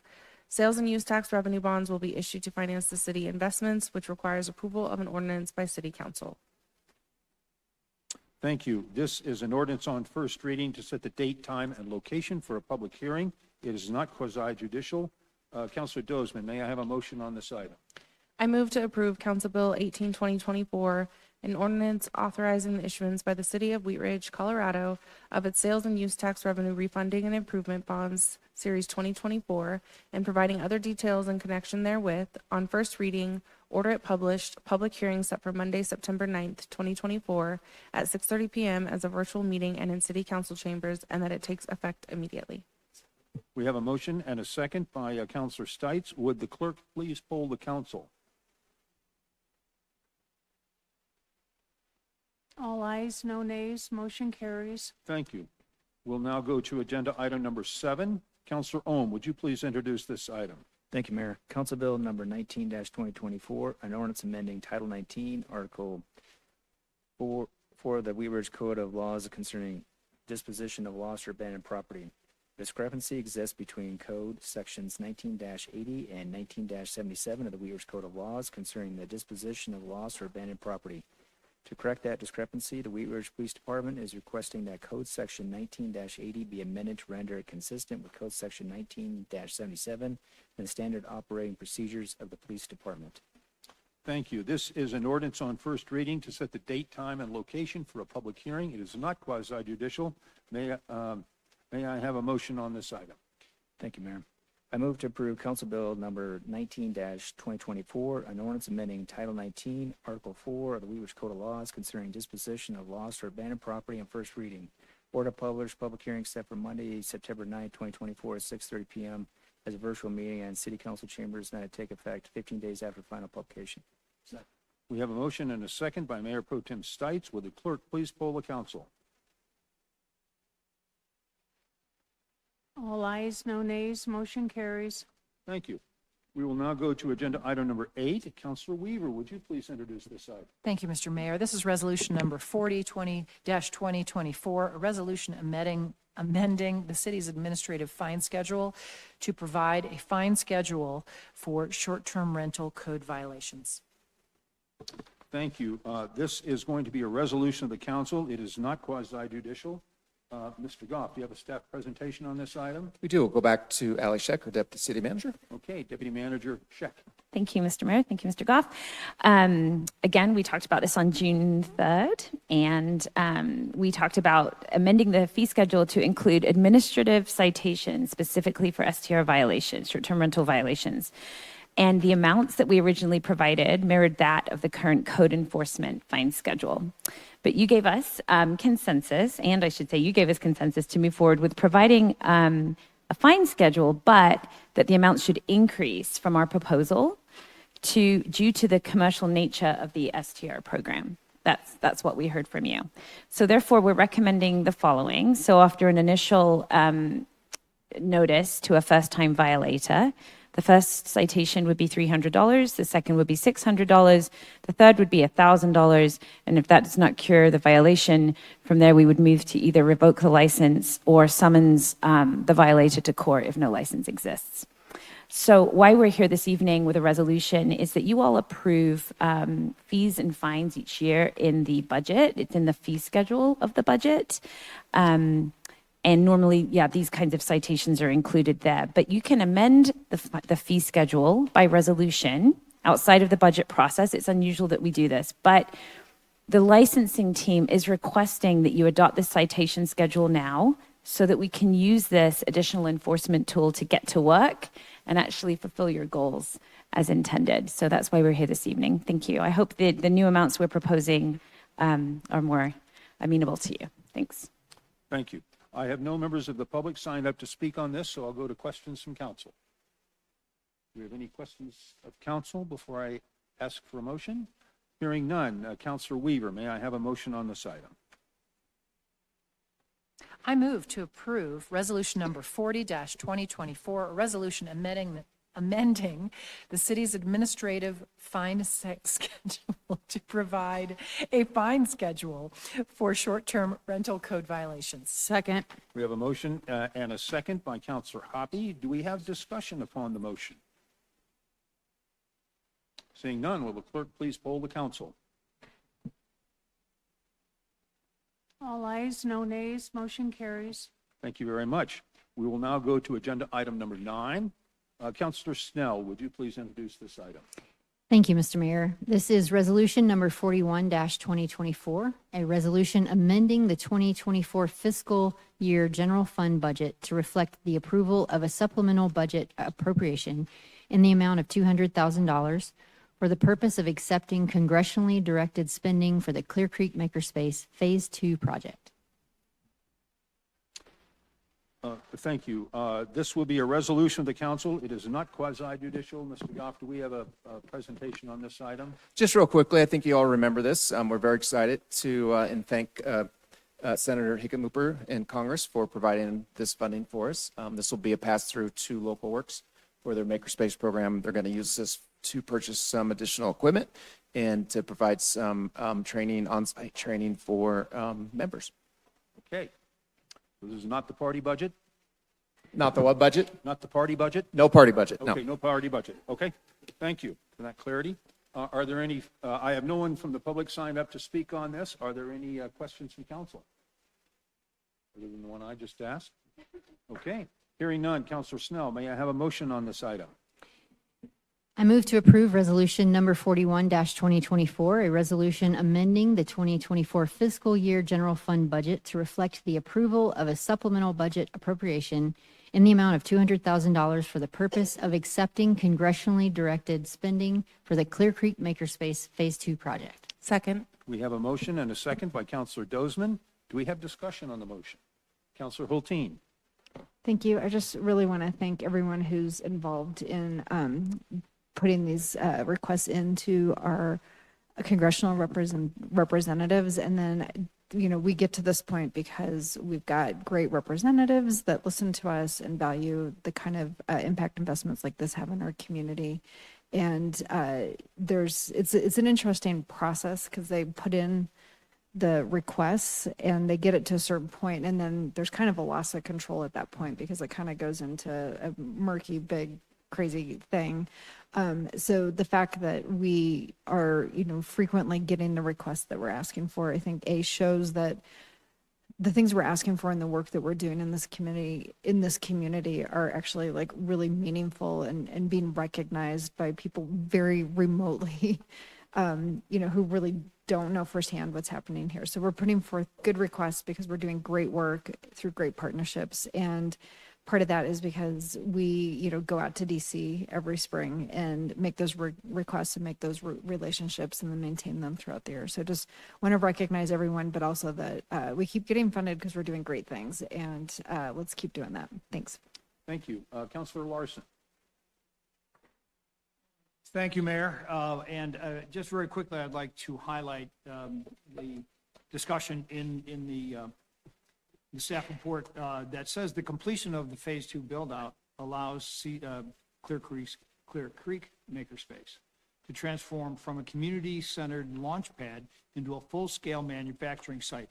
And I don't think we can emphasize the difference there enough. This is not just going to be hobbyists and people that have interest in doing something. This is going to be for actual business startups that will benefit both the community and the individuals involved in tremendous ways. So I am so glad that we've been able to get this thing pushed through, and the money's there to turn this into a full-scale manufacturing site. Thank you. Councilor Ohm. Thank you, Mayor. I just want to thank staff and thank Senator Hickenlooper and Congress for passing this, and echo what my other city council members already said. Thank you. Councilor Dozeman. Thank you, Mr. Mayor. And I'd like to also thank not only staff, but Local Works and Executive Director Paige Piper for all of their work in making this a reality. This has been a long, long time in the making. And I think this is a wonderful asset, not only to Wheat Ridge and District 4, but the broader community. It really allows creatives to have a space to use equipment that they may not otherwise be able to afford or house in their home or their office. And this is just a testament, like Councilmember Hulteen said, to the work that we're doing and the direction that we're moving in and the vision that we're creating for the city of Wheat Ridge. And so I just want to give kudos to staff and my colleagues in seeing this through. And I mean, we're securing a lot of grants, and I mean, we're doing a great job. And I also think that that's a testament to your leadership in Mr. Mayor in the regional efforts. And I just appreciate the collaboration and the work that we're doing, not only with each other, but also neighboring cities to address these really significant issues in our community, and also provide really amazing spaces. Thank you. Any further discussion on the motion? Hearing none, will the clerk please poll the council? All ayes, no nays, motion carries. Thank you. This brings us to agenda item number 10. Councilor Hoppe, would you please introduce this item? Thank you, Mr. Mayor. Resolution number 42-2024, a resolution supporting the Jeffco Housing Blueprint, a collaborative plan to increase housing options that are affordable in Jefferson County and facilitate partnerships across jurisdictions and agencies within Jefferson County. At issue, a 2022 housing needs study assessment study commissioned by Colorado Gives Foundation recommended convening key stakeholders across Jefferson County to explore strategic actions, develop partnerships, support countywide housing efforts, and pursue additional state and federal resources. In response, Colorado Gives Foundation launched the Jeffco Housing Steering Committee in 2022 and to create and innovate approach to housing throughout the county, focusing specifically on housing for residents earning 60 to 120% of the area median income. City Council is asked to endorse the Jeffco Housing Blueprint in support of the housing goals and strategies for Jefferson County. Thank you. This will be a resolution of the council. It is not quasi-judicial. Mr. Goff, do we have a staff presentation on this? We do. That will be me this evening. I'll try to make this quick, but there was a lot of work put into this, and I want to give it a little bit of its due. So as Ms. Hoppy mentioned, we created this steering committee to develop this housing blueprint. So I'll skip right to the first slide. Colorado Gives Foundation did commission this housing study back in 21. The housing study concluded that Jeffco does not have enough housing inventory to meet the needs of the community. In fact, Jeffco has a housing shortage of 20,000 housing units across all income levels and housing types. Options are very limited for middle income households, especially with incomes between 60% and 120% of the area median income. That includes our young families, seniors, and many essential workers, such as teachers, nurses, and firefighters. Housing affordability is a regional challenge that requires a regional solution, and there are many misconceptions about what affordable housing is. So the approach that Colorado Gives Foundation underwent was first to create this Jeffco Housing Steering Committee. Both the mayor, Starker, and myself are on that committee. We're currently on the executive committee. And our first job was to create this blueprint, which we're presenting to you this evening. Colorado Gives Foundation also created an investment fund of $15 million that they are using to build and preserve affordable housing in Jefferson County. And the third prong of the approach is to build awareness of affordable housing challenges across Jefferson County. The steering committee began meeting in January of 23. The first phase was educational in nature and focused on policy and regulatory tools that are available to local governments. The second phase began in July of 23 and was focused on a collaborative strategy that we could all work on together and support local efforts. There was foundational agreements that were all agreed upon from all the different stakeholders to begin with. You'll see in the blueprint that we invested a lot of time as a group in some very important foundational agreements with such a diverse group of stakeholders and needs. Establishing baseline core values and guiding principles that we could all get behind was critical in establishing not just what we work on together, but also how we will work together. So the Affordable Housing Blueprint is anchored by 3 pillars. The first pillar is focused on goals and strategies that better engage our community. Their sub-goals include educating the public and change the narrative about affordable housing, engage employers and include them in affordable housing conversations, identify, train, and mobilize Jeffco citizens and stakeholders as part of this conversation. The second pillar is focused on goals and strategies that support local government efforts, such as supporting best practices in policy and process, identify pivotal moments in policy and development process for support. And the final pillar is focused on goals and strategies that facilitate partnerships and collaboration, such as identifying policy efforts at the regional, state, and federal level where Jefferson County can engage as a united front, strategic transportation and housing partnerships, and leveraging networks to ensure timely knowledge sharing that facilitate successful partnerships. So we are here this evening asking for City Council's endorsement. This blueprint does not commit to the city financially in any way or really policy directives in any way. That was really part of the agreement, is that we all have our autonomy and the cities have their own land use discussions and regulations and rules and policies. but working together more regionally is going to help us, we hope, with this affordable housing crisis. So City Council's endorsement of this signals not only your support of the goals and strategies, but also your commitment to doing your part and commitment that we will be needed from everyone in order for this plan to be successful. The current phase, we're asking all the organizations who are represented on the steering committee to endorse this blueprint. I believe Mayor Starker just went to the Edgewater City Council, presented the other day, and they unanimously endorsed it. Our hope is to secure all endorsements by early September and officially release the blueprint to the community by the end of September. So to implement the blueprint, the steering committee will remain in an oversight role and will provide guidance to provide strategies as we move forward. The blueprint is a living document allowing us to learn from our progress and adapt as needed and build on success. So the initial blueprint timeline is about 3 years. 2 of the core values are inclusion and collaboration. We will need everyone working together to find the right solutions for housing and affordability in Jeffco.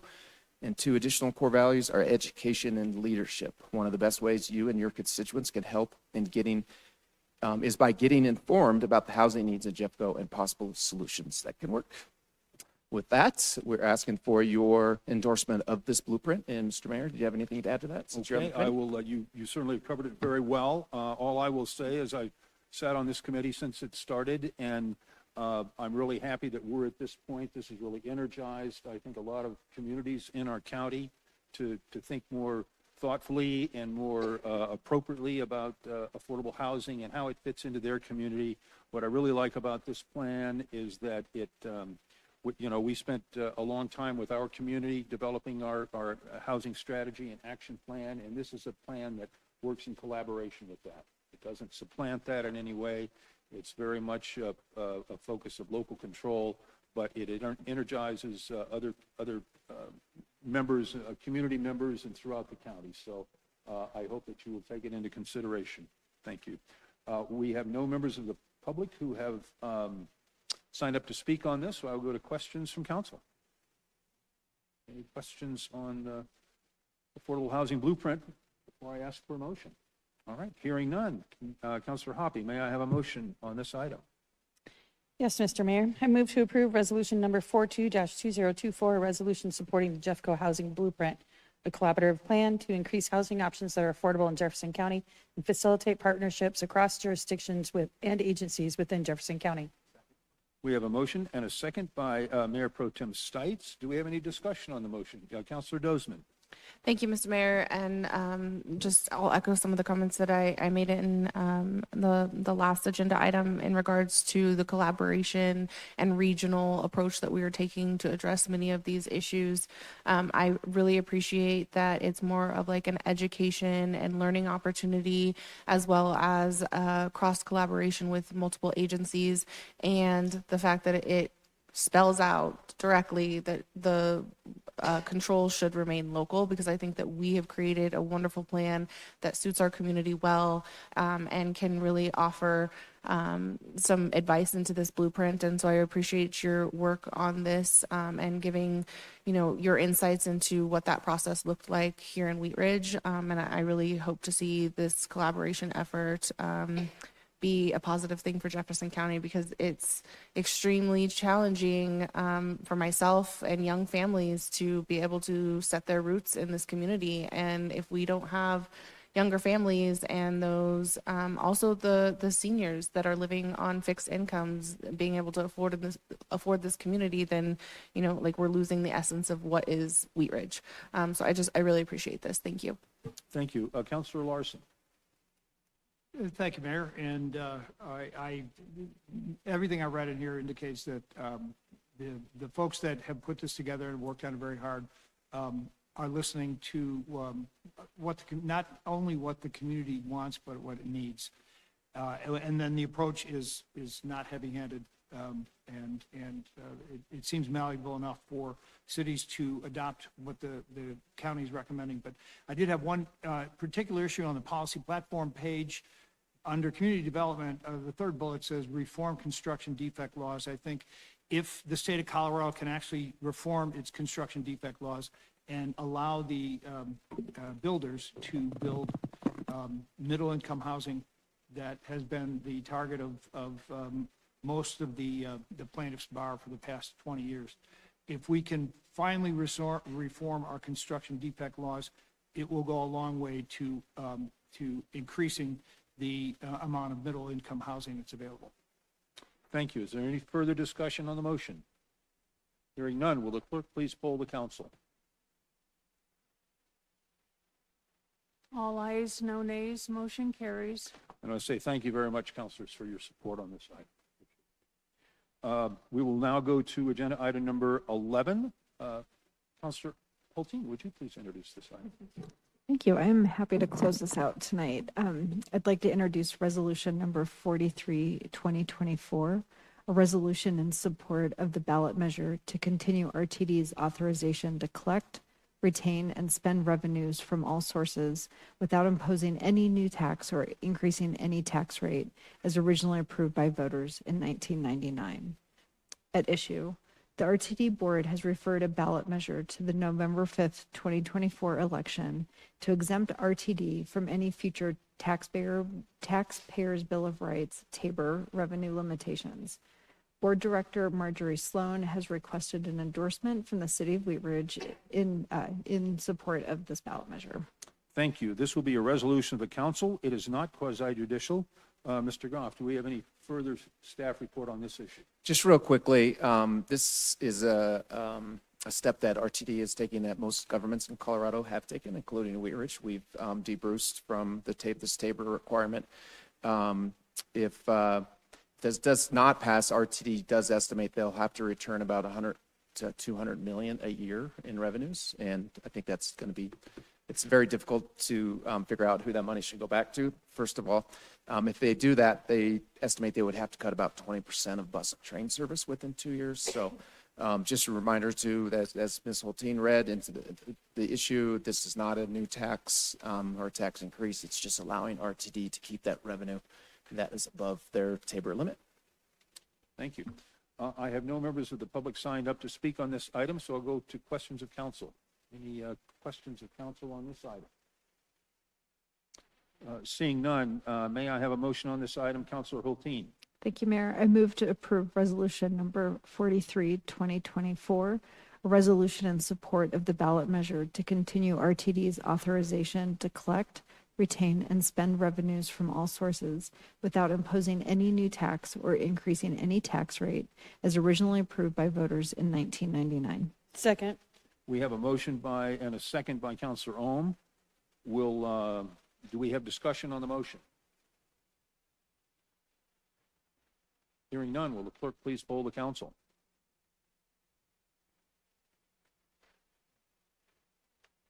All ayes, no nays, motion carries. Thank you. That will conclude our agenda items. We'll get back to my agenda. And I think we're probably going to go to city managers matters. Mr. Goff. Nothing else from staff. Thank you. Oh, okay. Thank you so much. City attorneys matters, Mr. Dahl. Nothing tonight, thank you. We're rolling through it. Okay, elected officials matters. And let me start with Councilor Snell.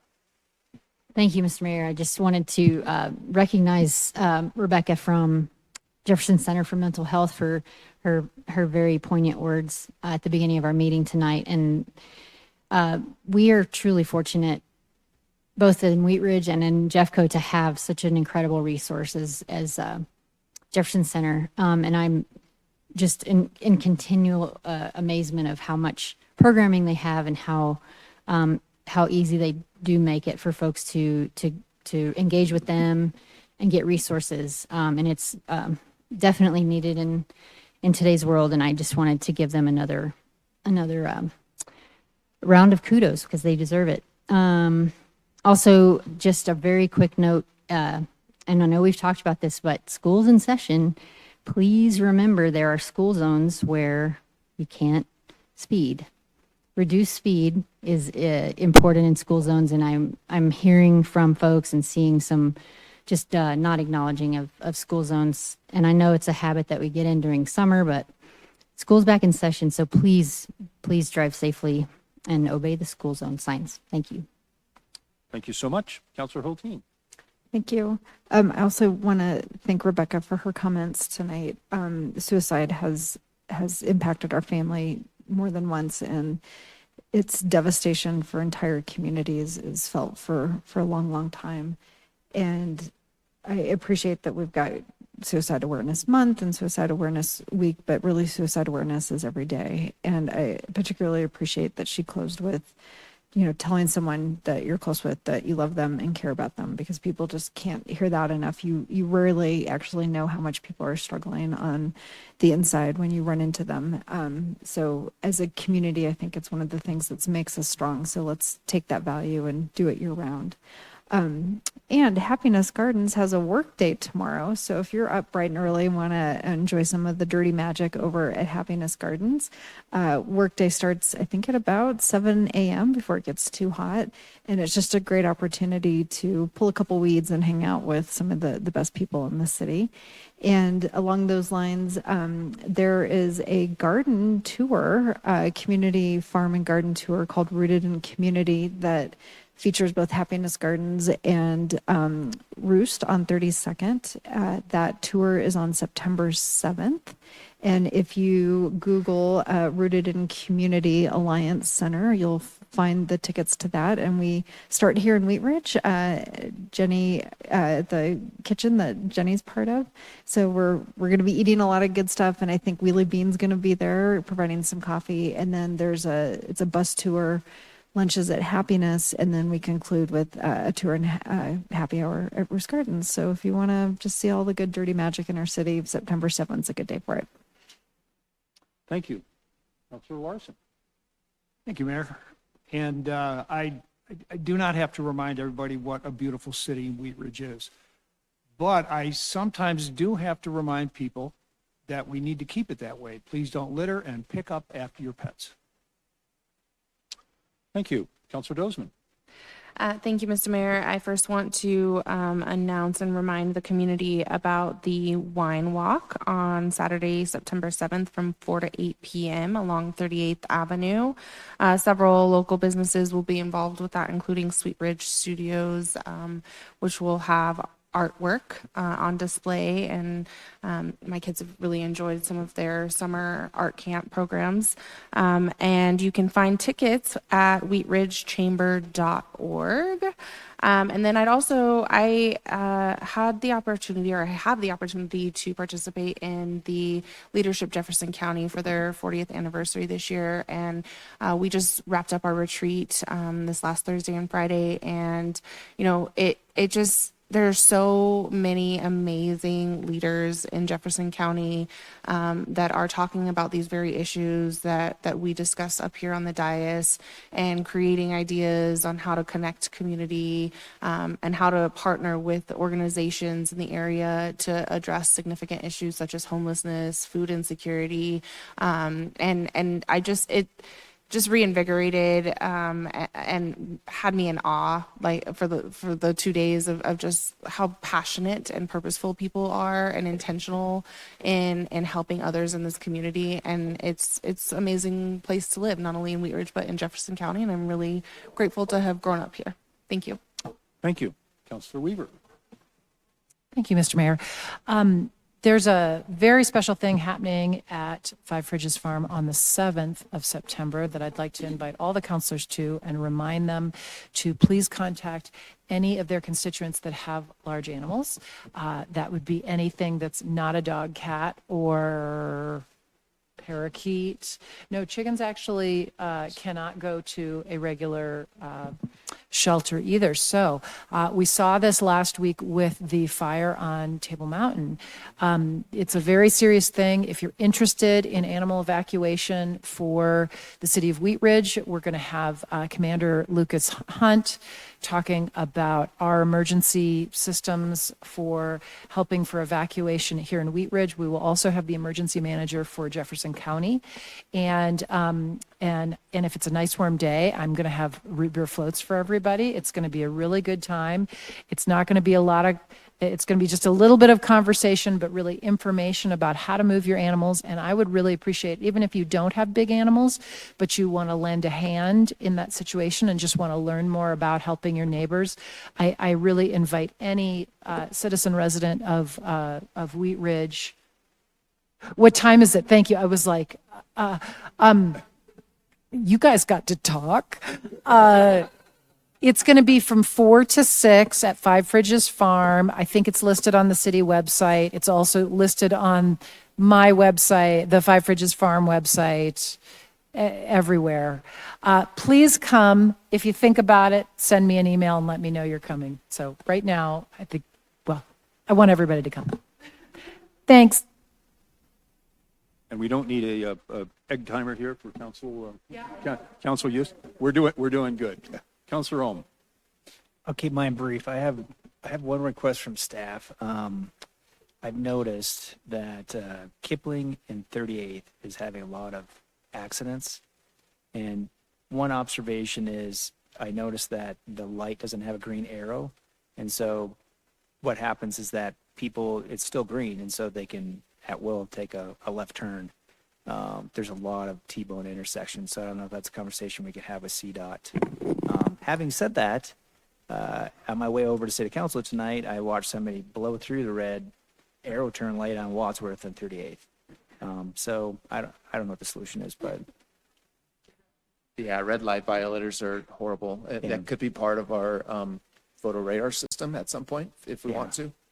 We are looking at 38th and Kipling specifically, though, as for safety improvements to be part of the West 38th Avenue project. it's usually a couple times a month I see it. Yep. So, and then the second thing is, I just want to tell all my city council members that I often will have conversations with other city council members, mayors from different communities, constituents, and I was brag about our city council, and I say that, our city council, I'm very fortunate. I'm humbled that I have a city council that we all get along. We may not always agree, but we're always civil, and I'm very proud of that. And there's a lot of other city councils out there that are not that way.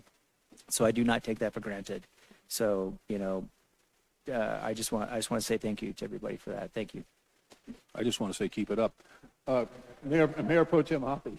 Actually, that was I was ago. for 3 years. I was for Okay, 3 years. sorry. Now I'm just Councilwoman Counselor. Hoppe. I have nothing tonight. Thank you, Mayor. Okay, thank you very much. Mayor Pro Tem Stites. Can we all be Mayor Pro Tem? Well, we can be, yes. Everybody yes, gets we to can. be. This is a... You and you. I just wanted to thank all of the people who came in to speak tonight. It's great to see that passion, and I think most everybody was from District 3, but it's a big deal what we did tonight, putting things on the ballot and giving our citizens an opportunity to vote and have some say in that. So really appreciate all the people that came in tonight to speak. I also want to thank District 3 resident Margie Cipher, who opened up her home and her beautiful garden last week for the Wheat Ridge Business Association. We were able to go and have one of the after hours there. It was a lot of fun, and she really does put a lot of work into her garden. It is absolutely immaculate and beautiful. And then this week, Local Works is hosting a Live Local event at Moonrise Cafe, 5:30 to 7:30. If you're interested in tickets, get tickets at wearelocalworks.com. What date was that? Did I say? I'm sorry. It's Thursday. This Thursday, coming up 5:30 to 7:30 at Moonrise Gardens. So if you can find it by in Wheat Ridge. Thank you. Thank you, Mayor Pro Tem. I want to just start out. I think the Mayor Pro Tem must have been reading off of my notes here. Thank all the folks who came in tonight to talk with their council, who expressed their opinions. We appreciate that. I'll tell you, we're trying as a council to do the best we can, and the best way that we can do that is for people to communicate, talk with us, express their views, and really work to make this a great city together. Let's see. I want to thank my counselors for their affirmative vote to pass the affordable housing blueprint and put the RTD ballot question, support that to go to the voters. I want to hope everybody has a great Labor Day holiday. We will not be here next week because of the Labor Day holiday, but I hope you will be able to enjoy that holiday with friends and family and be safe doing it. And then most of all, school's in but they'll be on the on the Labor Day break. But please drive slowly and safely through our city so that everybody comes home at night safe and sound. If there's no more business to come before the council, we will stand adjourned with our thanks. Thank you.